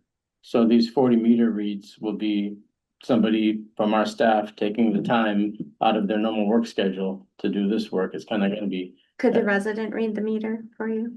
No, but just going back is when you get a notification for a meter replacement, isn't that the point where someone opts out? So if that's the case, if you go anyway to install a wireless reader and the client before that opts out, you put the non-wireless reader and it's the same effort. Well, hold on, I want to be clear. There's a meter and then there's a device to allow for the manual.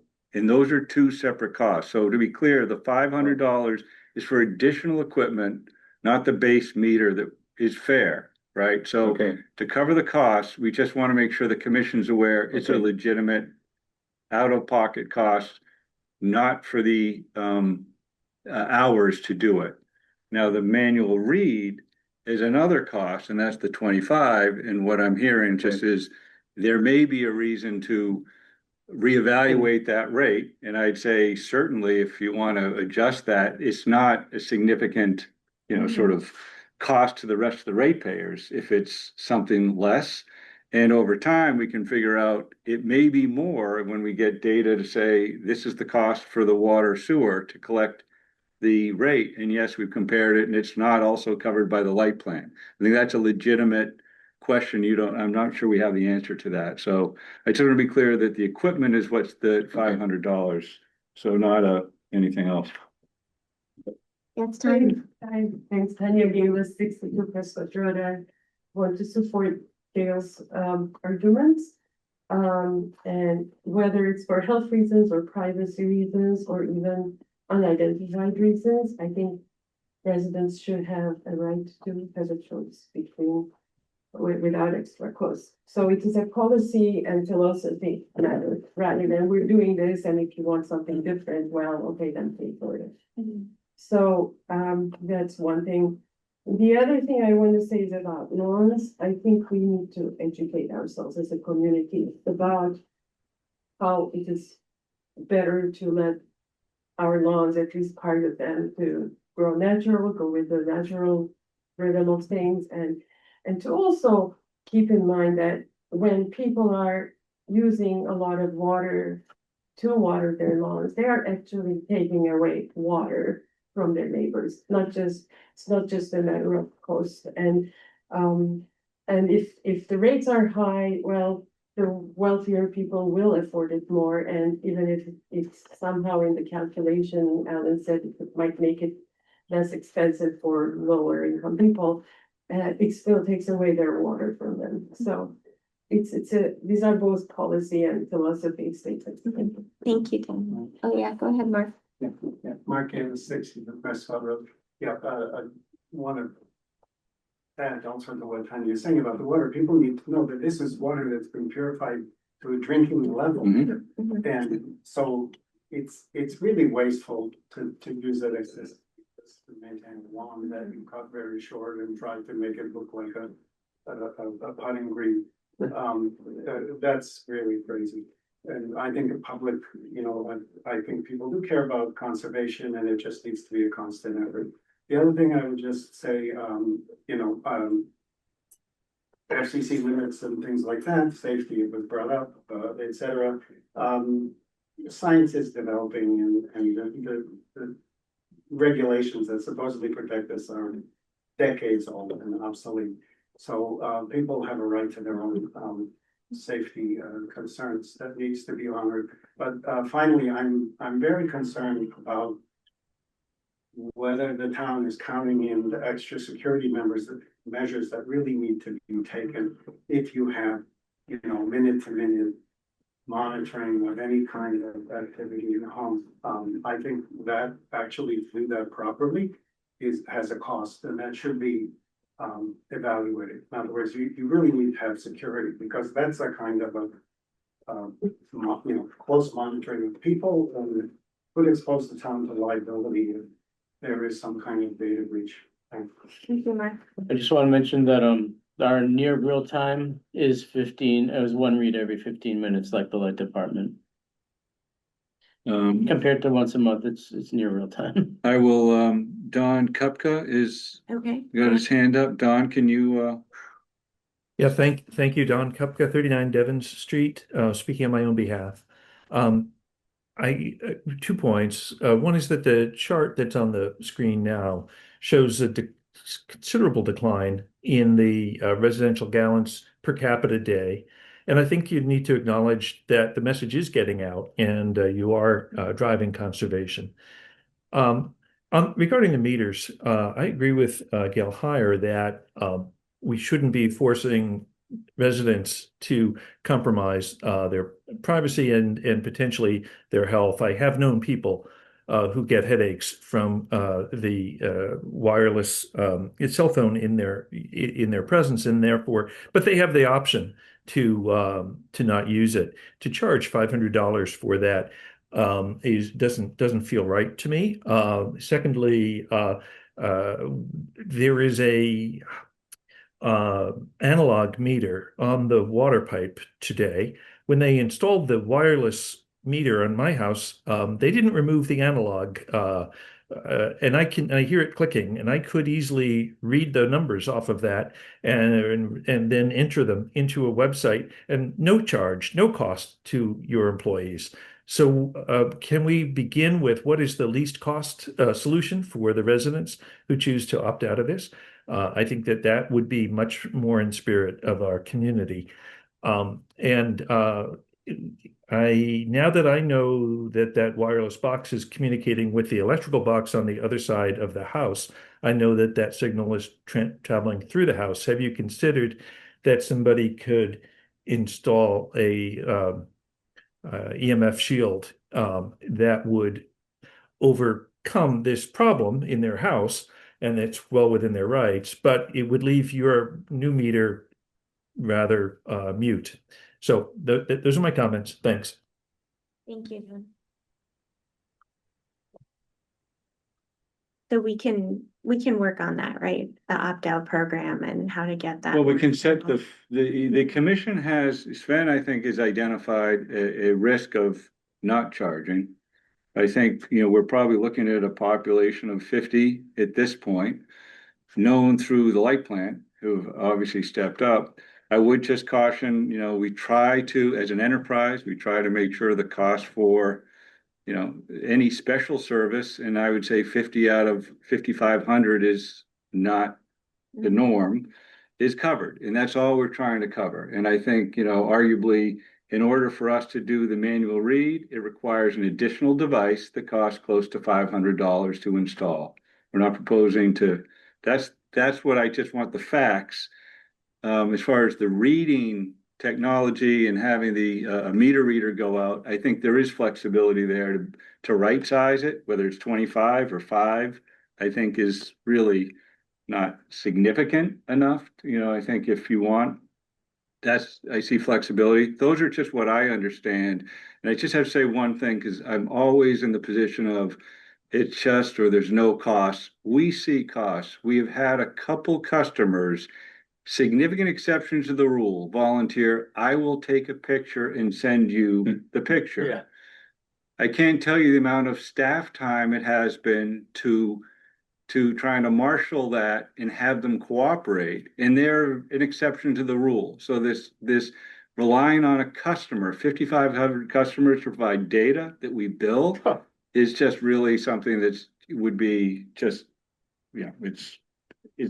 we have real world experience that isn't a no cost option. That's all. So that's just some facts. Yeah, I don't know, go ahead. No, I was just gonna say, so what's the decision we're being asked So, to? I think you're looking, we've given you a schedule of rates. Yeah. And if you want to modify it, that's your authority to look at it. We were looking to, historically, you just adopt the schedule rates as proposed, in this case, or as amended. There's, and I think, what we do need to understand is the user fees that are sort of the driving, the real cost of our program, the 12.5%, 5% are really the big mountain. And what we're talking about are some special service fees that I think there's some discretion you could use. So we have an over $9 million budget. And you're talking really for that, potentially 40 people, not a lot. And we haven't rolled out all of our meters. We don't know how many will do that. And again, we just had also a town meeting where we saw, even if it was just one vote more than needed, but a significant part of town has concerns about radiation. So I personally is, let it rest for now. Just take these $500 and $25 out, roll out the program, see how many people there are, and then you come back and tell us what is the really ongoing cost of for the people that just are the exception to the rule. That would be my pragmatic, out of stomach feeling. But you might not agree with it. That depends if we subcontract installation, if we keep doing it in-house the way we've done it so far, we should finish by probably 2 years from now, Okay. maybe So a little that bit gives us sooner a than little that. time. I Yeah. just want to mention Mhm. that smart meters are a very helpful conservation tool. And I understand the concern about the cost, but by making it free, we're almost incentivizing going a route that's non-conservation. But I do understand the argument. I think we just need a little more time to explore it. And I think a lot of people, obviously you're finding out already, most people are gonna want the conservation. Most people want that smart meter. There's just a handful of people that don't want it. So maybe we can work with that handful of people. Sure. And Go ahead. I'm just gonna, just raise the question that, with regard to, capacity management and things like that, I imagine that the spikes in the electric are, more, frequent than the spikes in the water, so, might want to consider whether 15 minutes is, intervals are necessary for the water, something longer would be okay. Thank you. Yeah, sort of related. So, Andrea, thank you for sending me the memo that was, that Alan Cathcart shared a year ago about the water meter upgrade and opt-out policy. And it talks about, limited AMI transmission is an option for people that want to keep the meter. And this is the first I've heard of this, so it's a great idea if people want to keep their meter, to, have a little more privacy and do it like once a month instead of every 15 minutes. So it would just be nice for people to know about this. If that is in fact I don't know what's if that's happening. still an option. I'm seeing Okay. Paula, it's. We have found Okay. that that really isn't an option. We Okay. had thought initially that it was, but Okay. it really is not a viable option. It could be in the future It's something or, we'd have to look into, it's something we'd have to investigate right now to change the setting. We can change it to once a day, rather than every 15-minute interval, but we can't really change it beyond that. So it's something we'd have to investigate. thanks. All right, any more questions? Go ahead. So can we get specific about what, I'm hearing you and your concern, and I just want to sort of see what the decision could be, or a pre-decision before the actual vote on rates. Sven, do you have a particular idea? Well, at a certain point, we just have to close the hearing and then talk about these things, but you could have this.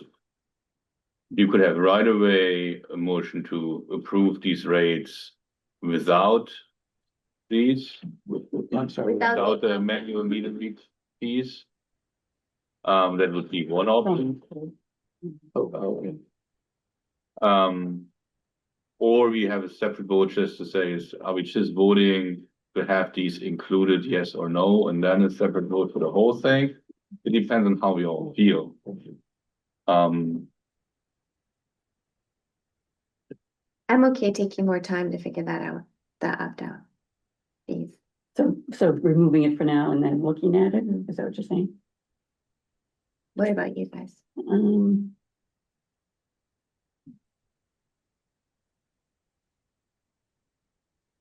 There are people who are already, subject to a 50% discount on, due to, their low income. right? Correct, yeah. So if, would these fees be covered by that as well? No, it's a user fee. That's what it's based on, not the. So it's not statutory related fees, to correct. that. So it yeah. doesn't That get wouldn't covered. affect that, right, yeah. If we took this action, what incentive would it give me? Let's say I don't have a meter installed yet. You're coming to me then and saying what? Hey, we're about to install the, or what? So that's a great question, and I think it's important is, I appreciate the sensitivity and deliberation. Most people want the updated, upgraded technology so they can better understand their use and manage it. Most people, not everybody, and especially for the exception, which is for the light plant, 50 of their customers, we can anticipate the same customers who want this. So I think there's really no incentive to say, I'm gonna save money by getting less data. They're not. Their user fee is gonna be the same. They're only not gonna be charged if they opt out. They're gonna get the ratepayer is gonna pay for everybody's gonna pay for that special piece of equipment to allow them to do that. The risk is we're gonna have more manual meter reads, and we'll have to revisit that to say, you know what, our manual meter reader route is X. We anticipate it to be 50, but it's 300. What's the cost to continue to provide that service? How do we make it fair? So these things are not as time sensitive. I think to Henry's point, we have some time to see how it goes. We're just trying to cover the real costs that we've identified. The 20 versus $25 for manual read. I think there's a lot of flexibility. We could drill into that, get more granular. We could. The equipment costs are just basically what the vendor's charging us. So those are the two fees we're talking We about. need to change what we're voting on? Yeah, it would simply be amend the rate schedule to, as Sven mentioned, either, eliminate any fees associated with the opt-out or modify the fees associated with the opt-out, and then I think that's it. Yeah, how about if we said we would defer them? So I think there should be there's gonna be some cost. It's not zero. It may be better at 100 or it's 250. I don't know the answer. Yeah. But there's some cost. Then if we put something in the rate schedule, whatever you have, or something different, but we said, we're gonna take time to look at it and we'll defer it for a year. That makes some sense to me, because at least we alert people to, there is a cost. We're not Correct. quite sure what it's gonna be. We could leave blank if you want, but we could say there's gonna be some cost, but we're gonna defer it. So you can leave it as it is and say, I'm gonna wait a year to figure it out. Yeah. But I don't like saying it's zero, or I don't like taking it out of the chart, because it'll surprise people later when we say, oh, by the way. That's right. I mean, the big risk is someone might move and then someone else, that would be the risk. But those is minor. And I'd say it's important for this commission to note, you can only, rates can only be, changed once per year. So that's the deferral for a year, just so everybody sort of understands that. Who's there? Somebody. Go ahead, Tanya, if you can make it quick. Yes, it's quick. Yeah, I just, about most people wanting the smart meters, and how do we know that? Because, Because we've had very few people say no so far. Yeah, exactly. Mhm. It's but most people in town don't even know exactly what is necessarily going on at any point. And if you are sure at town meetings, so the ones that do show up speak for. That's why we're gonna give ourselves time to figure this out. That's what we're talking about right now. Okay. But I just wanted to know because. That's why, yep. Thank I you. mean, I wouldn't have been here if I hadn't been. Yeah, warned. we're gonna take that time. Yeah. All right, so do I have a motion? I got a question though. Just, so we could only vote on this once a year. So if we take out this $500 or we table it, we can't talk about this for a year or bring that We won't feedback. change the That's fee. then. We'll set it Talk at the about top. it. You just can't So, change it. yeah. So we're not gonna vote then? No, so let's be clear, you wanna vote on the user fees because that is the mountain. Right, This is special service fee, which you have the ability so we can deal to with that later. modify. And you can lower it, you can defer it, and then that'll be part of the record. Sven's point is, it's not a significant financial exposure, and it gives you a chance to. We think Iron right it out. now, we don't, but you Yeah, don't, That's you right, don't you don't know. know that, That's why we wanted to take Okay, a little just- time, yeah. figure it out. Okay, I just, if we wanted to put the $500 back in, like in October, So, we could. no. We, no, No, it would be, no. next- Here, we would vote on Yeah. that. You'd have to But we wait. should talk about it before yeah, then. that's Okay, right. All right, thank you. do I have a motion to close this hearing? Do we, Close the- don't we vote? The hearing, no. The hearing. Just the Close hearing. here, then we- Close it. Oh. I haven't, Hearing. what is the language? I make a motion to close it. That's what you have to say. We're going on 2 hours.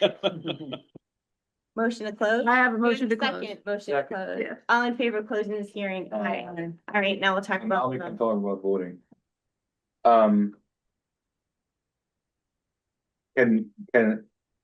Can we have a placeholder with something saying we are not currently not enforcing, so that there's a warning, or can we just have a wording there is likely to be, Deferring application until further analysis is complete or something like that. We'd have to change the meter, we'd have to send out, I mean, I'm thinking of the accounting of this in our system, we'd have to capture it as a special service fee. It would be outstanding. Yeah. And, you know, Wait, We're did trying they- to did they minimize- Change their meters for a year? 'Cause you're rolling this no, out. no, the meters sometimes are different because we're getting a zero read and we And need then to you have to actually. But your point is taken. We could defer installing most people who want to opt out for the future. Yes, the 50 could literally say, That's unless good. it's a zero read, if that's your question, that's a great question. I wish I heard it. So, yes, so we would simply put those on hold. It's going to be if it's fast track, it's a 2-year program. But in the meantime, we're gonna be collecting data on how many people would be opting out. yes, Yeah, Yeah. yeah. And And then we'd know. that's what you would, so we were simply, you're If- not converting these 40 or 50 it people. will just simply put them on hold. We will not, because for their benefit, we're reevaluating what the cost would. Now, here's a question. If you vote it and they just want it done and they want to pay, because they just want it done, then why not let them do that? Yeah. It's their choice, because we'll go to the house. We prefer to go and swap out the meter and do what we need to, especially if it's a zero read. But others will say, you're better off holding off a year. Why? Because you might save up to $500. It might be, and they say, okay, well, put me on hold. So we can manage that. I bet a lot of people will say that. What's that? I'm just worried if they, I mean, frankly, Yeah. I don't have any problems with this. Yeah. But, I have a concern that if people start feeling like, oh, I don't have to pay $500. If I pay $500 now, you're not gonna give me a check It's back. only if you want to opt out of the smart meter. Right, program, but I'm that's it. saying, so if you go up and say, oh, we're putting in a new smart meter on your house. Yeah. Or you can pay us $500 and we won't put a 500. I mean, they're gonna No, look at it that way. Let me We're clear. not even gonna have that No, it's, conversation. unless we're we- replacing the meter, and if they want the opt-out, we'll say, you know what, there's a fee for that. But we've been told, we will let you know that the commission wants to revisit this. We're gonna put you on hold. We don't want to change your meter out. And they will say, that sounds great. You know, they don't want the meter changed out as much as we do, because we don't want it failing and having zero reads. We know they're starting to serve their useful life. Their incentive is simply, I'll hold if I can save potentially $500 and see. We'll say potentially, because the commission may vote to say, no, that's the cost. I don't mean to complicate things, but if somebody who wants to opt out and we defer installation has a zero read, then we have to. We need to then do something. we need to do something. You have to. And in that case, could we come to the board and ask for a waiver of the fees? In that case, Okay, Let's see if that Sure. happens. what are we voting on now? Let's vote on these rates. Do we, But- do we need some kind of? We have the or language something? somewhere. Well, you have the language for the rate as Right. presented Right, right. and in the memo, and Okay, you'd say with the let's have a following. motion to take out these. Let's have a motion to take those out of what we're voting on, and then we'll vote on the rates as proposed. So have two different votes, that's what you're saying? Mhm. Or you can make a motion to accept all these rates, except these. I mean, I don't know Or to what's easier defer. to say. Defer, we're gonna defer those. Do people like the deferral idea? Or no? We have a straw vote on the deferral idea. I'm fine with I deferring. like deferral, because I think it makes sure it leads. I'm okay with Something deferral. coming, right, potentially, that's why I like it, So we're gonna have. So who can word this?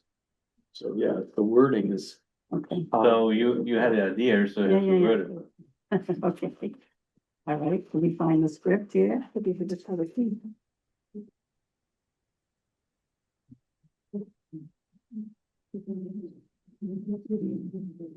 Have a vote. I think I'm a minority vote here, but it's okay, I have a vote. Maybe do the water first and then we do the sewer. Yeah, we can do the water, that's right. And we do, Stewart, Is separate or is it- easy? No, so the water includes the, all the Yeah, special service fees, including the opt-out. So you can, Sewer is easier. sewer's easy. It's easier. And then, but within the special service rates are just included in the W-12, if you see the schedule of Yeah. rates. And you could literally just say to, I'm sorry, the opt-out, W-13 is Yep. what that's the Right. rate schedule you wanna modify.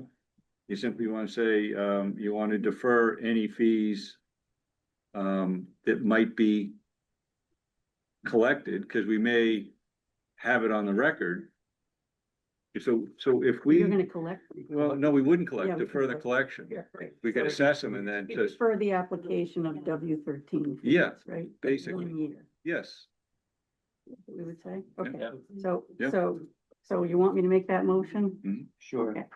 So, I, Christine Reynolds, hereby move to, oh, sorry, where is it? Here we go. To approve the rates. Hereby move to approve the water rate schedules and sewer rate schedule as presented and described in fiscal year 2027 water and sewer rate schedules as published and detailed within the memorandum dated May 13th, 2026, as submitted by the Public Works Director, with the exception of W-13 on the water sewer rate schedule. The AMI opt-out rates would be, their application would be deferred for 1 year. Sounds good to me. Yeah. Did you get that? Is that okay? Is that okay? Yeah. It's just to be clear, Yeah. so I understand it correctly, that means if somebody opts out and they have a meter installed this year, they wouldn't be charged. But next year, this topic is gonna be revisited at this Yes. meeting. That's right. yes, And there's the possibility that that person could then be charged for the meter they had installed over the previous year. we will have to make. And we will manage it, so we do not do those replacements Right, unless they try it's to a zero they try to rate. minimize. Yeah. And minimize. That's They right. try to We're minimize simply the gonna- replacements. That's right. It's So only basically- zero rate customers that had. Okay, Exactly. makes sense to me. It's Yeah. 5 grand, it's not. Yeah, it's not exactly. Critical financially. Yeah. But That's what you think. Yeah, That's what I think. That's what I Right, think. We have to find out. We will find I'm that a little out. concerned about Okay. that 5 grand. And Well, we'll track it, right? And we'll know. that stated it clear enough, Yes, stated yes. that we can vote on it, and I staff it here. Yes. Yes. All right, all in favor? Okay. Aye. Are you voting nay? I'm gonna vote, I'm abstaining. I don't like it at all. Okay. You can just Okay. nay. Very nice. It's a democratic process. Nah. 4-1. Good enough. That approves the water rates. and Yeah. With Yes. this, with this Yeah. It modification. includes everything with the With this deferral of those Yes. two. That was a heavy lift, but worth it. Okay, now we have to do sewer. No, you No, did. No, we you did it all together. Did it We did together. it all They were in together, there, everything right? was What am in I there. thinking? Okay, Okay. we're moving on. I'm supposed to be picking up my daughter at the airport. Moving on. So, all right, so we're gonna move on to Vision Zero, right? That's what's up next. 'Cause I thought that was a big- Thank you. Thank you so much, Darren. First. Thank you for your patience explaining all of this. Got a lot out of this. Maybe people will watch this recording. Okay. Best of. Yeah, okay. All right, so one of the reasons why I wanted to talk a little bit about Vision Zero is because I keep hearing about it. So I have heard about it from a wonderful representative of Mothers Out Front, Linda Nunez is here. And just to be clear, the memo said I was on the mailing list. I'm not. It's just that Linda is really good at communicating with the various boards and committees in town that may want to know about these things. So, she also has, she continues to come to TAF meetings, PWC meetings. I go to TAF meetings, of which Mark Gallus, who's also here, is the chair for one or two more meetings. And we really try to work together on these things, keeping safety out front in this huge roads program. We're trying to oversee or help oversee, I should say. It's mostly Steve that's overseeing that. But this commission is going to be looking at the metrics. We're looking at public outreach. We're trying to make sure that safety issues get addressed with a huge heavy lift by TAC taking that part of that on. I also keep hearing about Vision Zero by the many consultants that the town has hired. TAC has worked closely with Stantec on their Concord transportation study. And Stantec recently came to them on their April 14th meeting to talk about the study that they are going to be putting out to the public. It's in draft form, so you can access that by going to the TAC's webpage and looking at the meeting documents for April 14th. And it's what, 125 pages? And they mention Vision Zero in that and how great that would be for this town to look at adopting that and trying to get those dangerous crashes down, injury and death from crashes down to absolute zero. Now, I realize that the memo we got was called that aspirational, but I think that's a good thing to aspire to. That was my word. I take response for the memo, you know. Yeah, it was, I'm good with aspiring to that. But it was also mentioned last Tuesday when, if anyone came to the library and saw that big presentation that was done on the next vision planning and phases, especially focused on zoning for MCI Concord.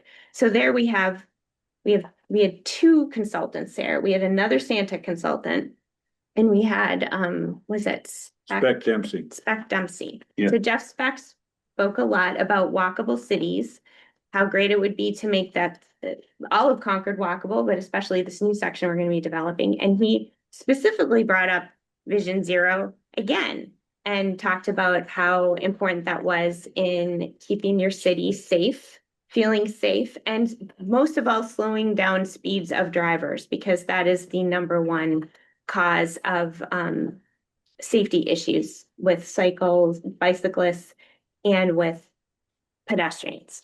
So that's why I just, and it's not really Public Works Commission would not be adopting this policy. This would be a policy adopted by the select board. But we have been asked to maybe look at it. I don't think we have time for a long discussion now, and but possibly supporting it and then writing a letter to the select board saying that we support it. However, I do also want I want us to follow the Transportation Advisory Commission's lead on this, and they have not gotten a chance to talk about it because they have been super busy with their Stantec study. They are also rewriting their charge, which is now going to the select board. So because of all that, we don't have to vote on anything now, but I just want you guys to be aware that this is out there. A lot of people are talking about it. A lot of residents are coming to other meetings and talking about it, wanting support for it. There's a lot of data behind it. It's a very data-driven policy. Linda, you can weigh in. I will ask you to speak on. But this is really looking at implementing policies that are driven by data collection on where the danger spots are in towns, and then what works to correct those dangerous spots in towns, like starting with those hot spots and then moving back and adopting policies that may affect design, street design, neighborhood design.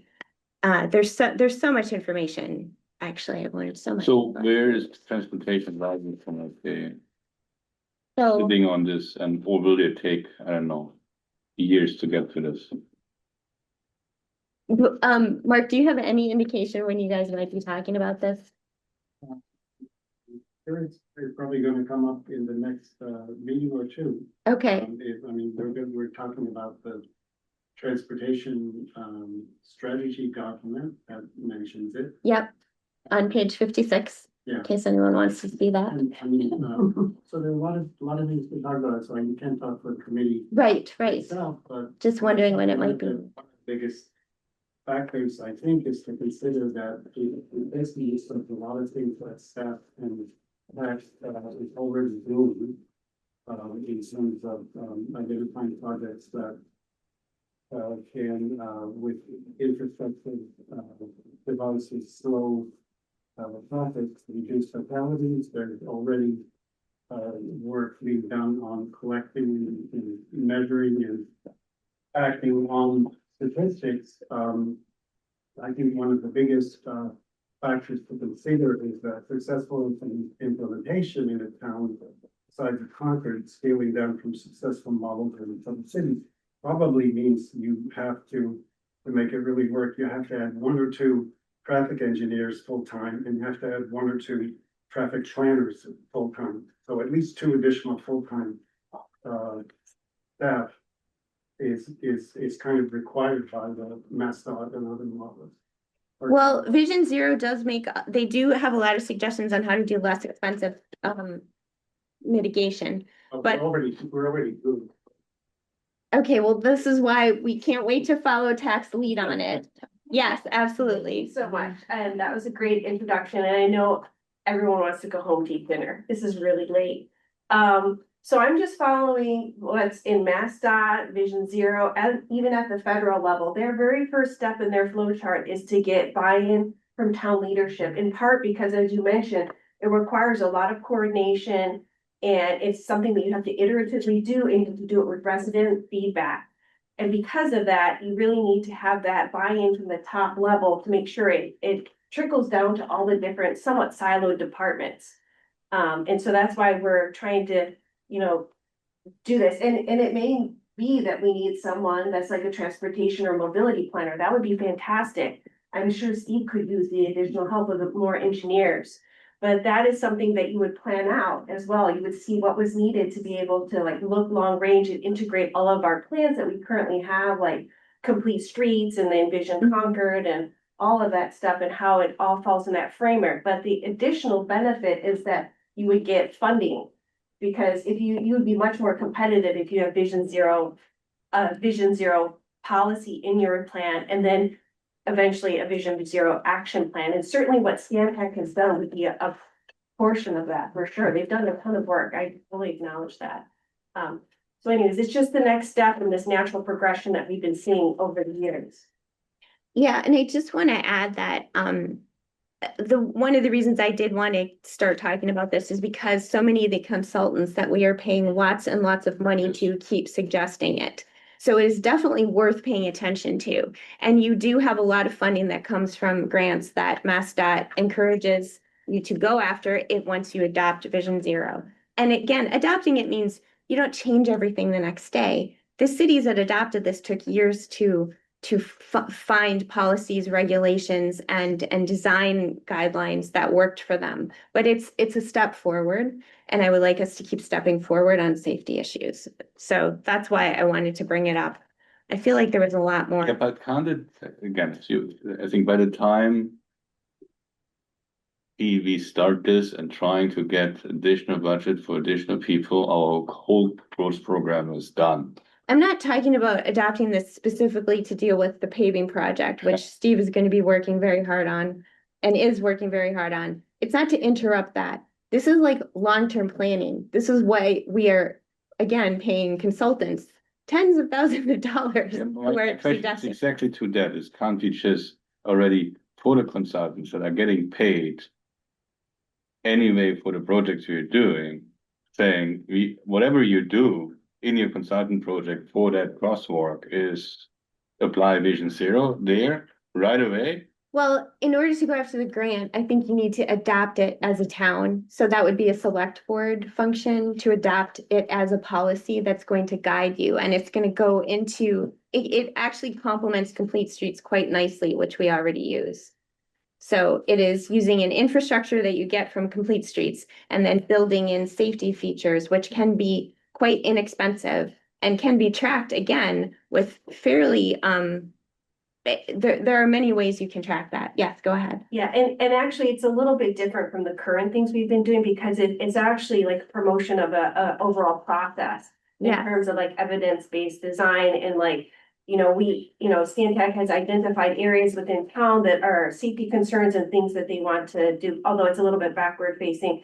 But you can do, Vision Zero outlines like the process in which you can do small scale projects and get funding for that to test if those solutions make sense, if they actually are making safer, if they're actually slowing people down. So it actually requires that you do like measurements before and after. So and when I talked to the mobility director in Somerville, and they've adopted a Vision Zero plan and they have had it since about 2017. So when I talked to him, even he said it took many years to get everything up to where they're at now, and they've developed the expertise in-house. But in the beginning, they were learning as well, and they relied on consultants.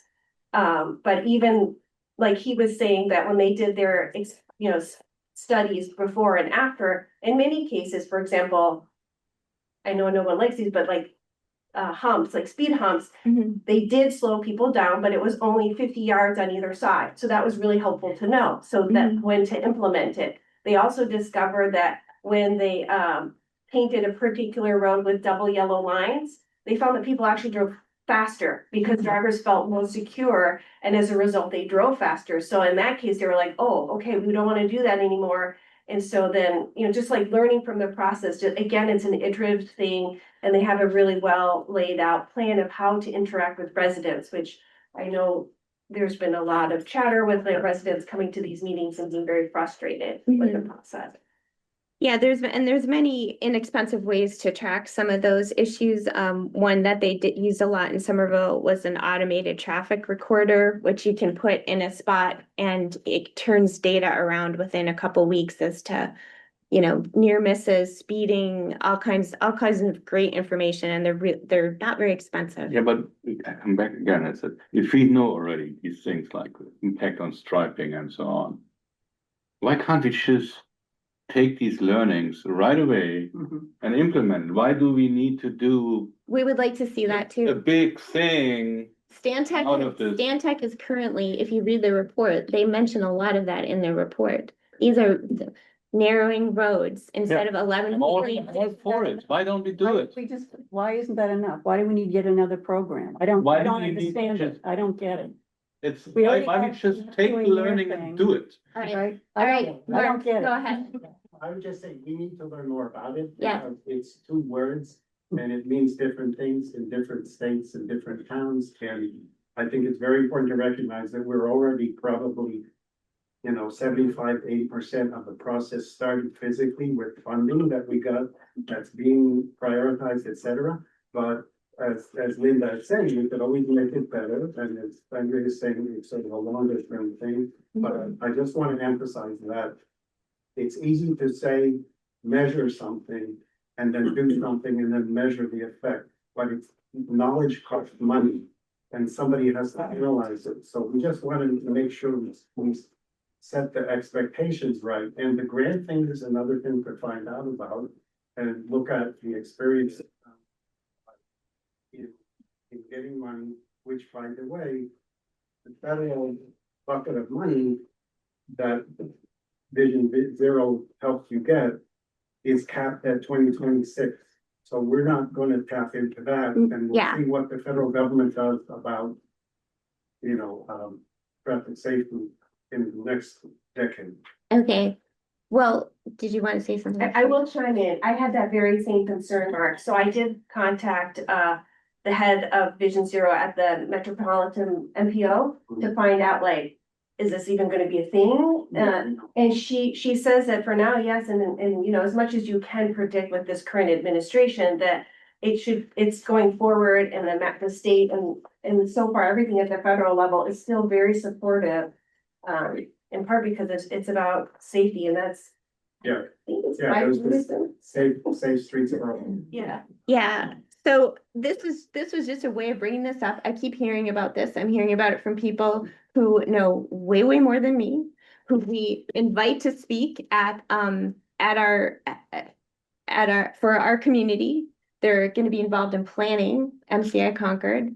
Stantec, who we spent, what, 2 years with now, 3 years, has brought this up. So it is something that I keep hearing about. Yeah, but just again, my frustration here is some, so we just redid recently, the crossing on Walden and Main Street. And I don't know who the consultant was it Stantec on that? Who's consultant for that one? By Meg. Yeah, so, but the guy, and I like him, yeah, Jeff Beck? he's great, and it's great that he's on the MCI project. But he just criticized this thing we just did, yeah? Well, And he for me, probably it sounds does. like, at the moment, is you're doing kind of a big soul finding thing. We're paying, I don't know how much money for consultants to find something out that there are already a lot of findings around Vision One. Why in the current project, whatever we take, whatever crossing or whatever consultant contract you say is like, consultant, if you redesign this, if you redesign the striping or whatever, look at Vision One findings of other towns and apply as much as possible right away. Can't we just do that All right, well, without doing? we're gonna without let doing Jackson kind of answer. big That's a things great out of it? question. That would be wonderful, but I But- mean, but- you know better than anyone how much coordination you have to do between the different town groups and how difficult that is. Well, we have tech and we have public works. Get it done. Sorry, I'm a bit on a soapbox here. Me too. All right. Do we want to do a director's report? No. All right. So we've got on our You'll be here in soapboxes. June, right? I'll be here in June. So we can, do I have a motion to I hear make a motion to adjourn this meeting. second? Second? All in favor? Aye.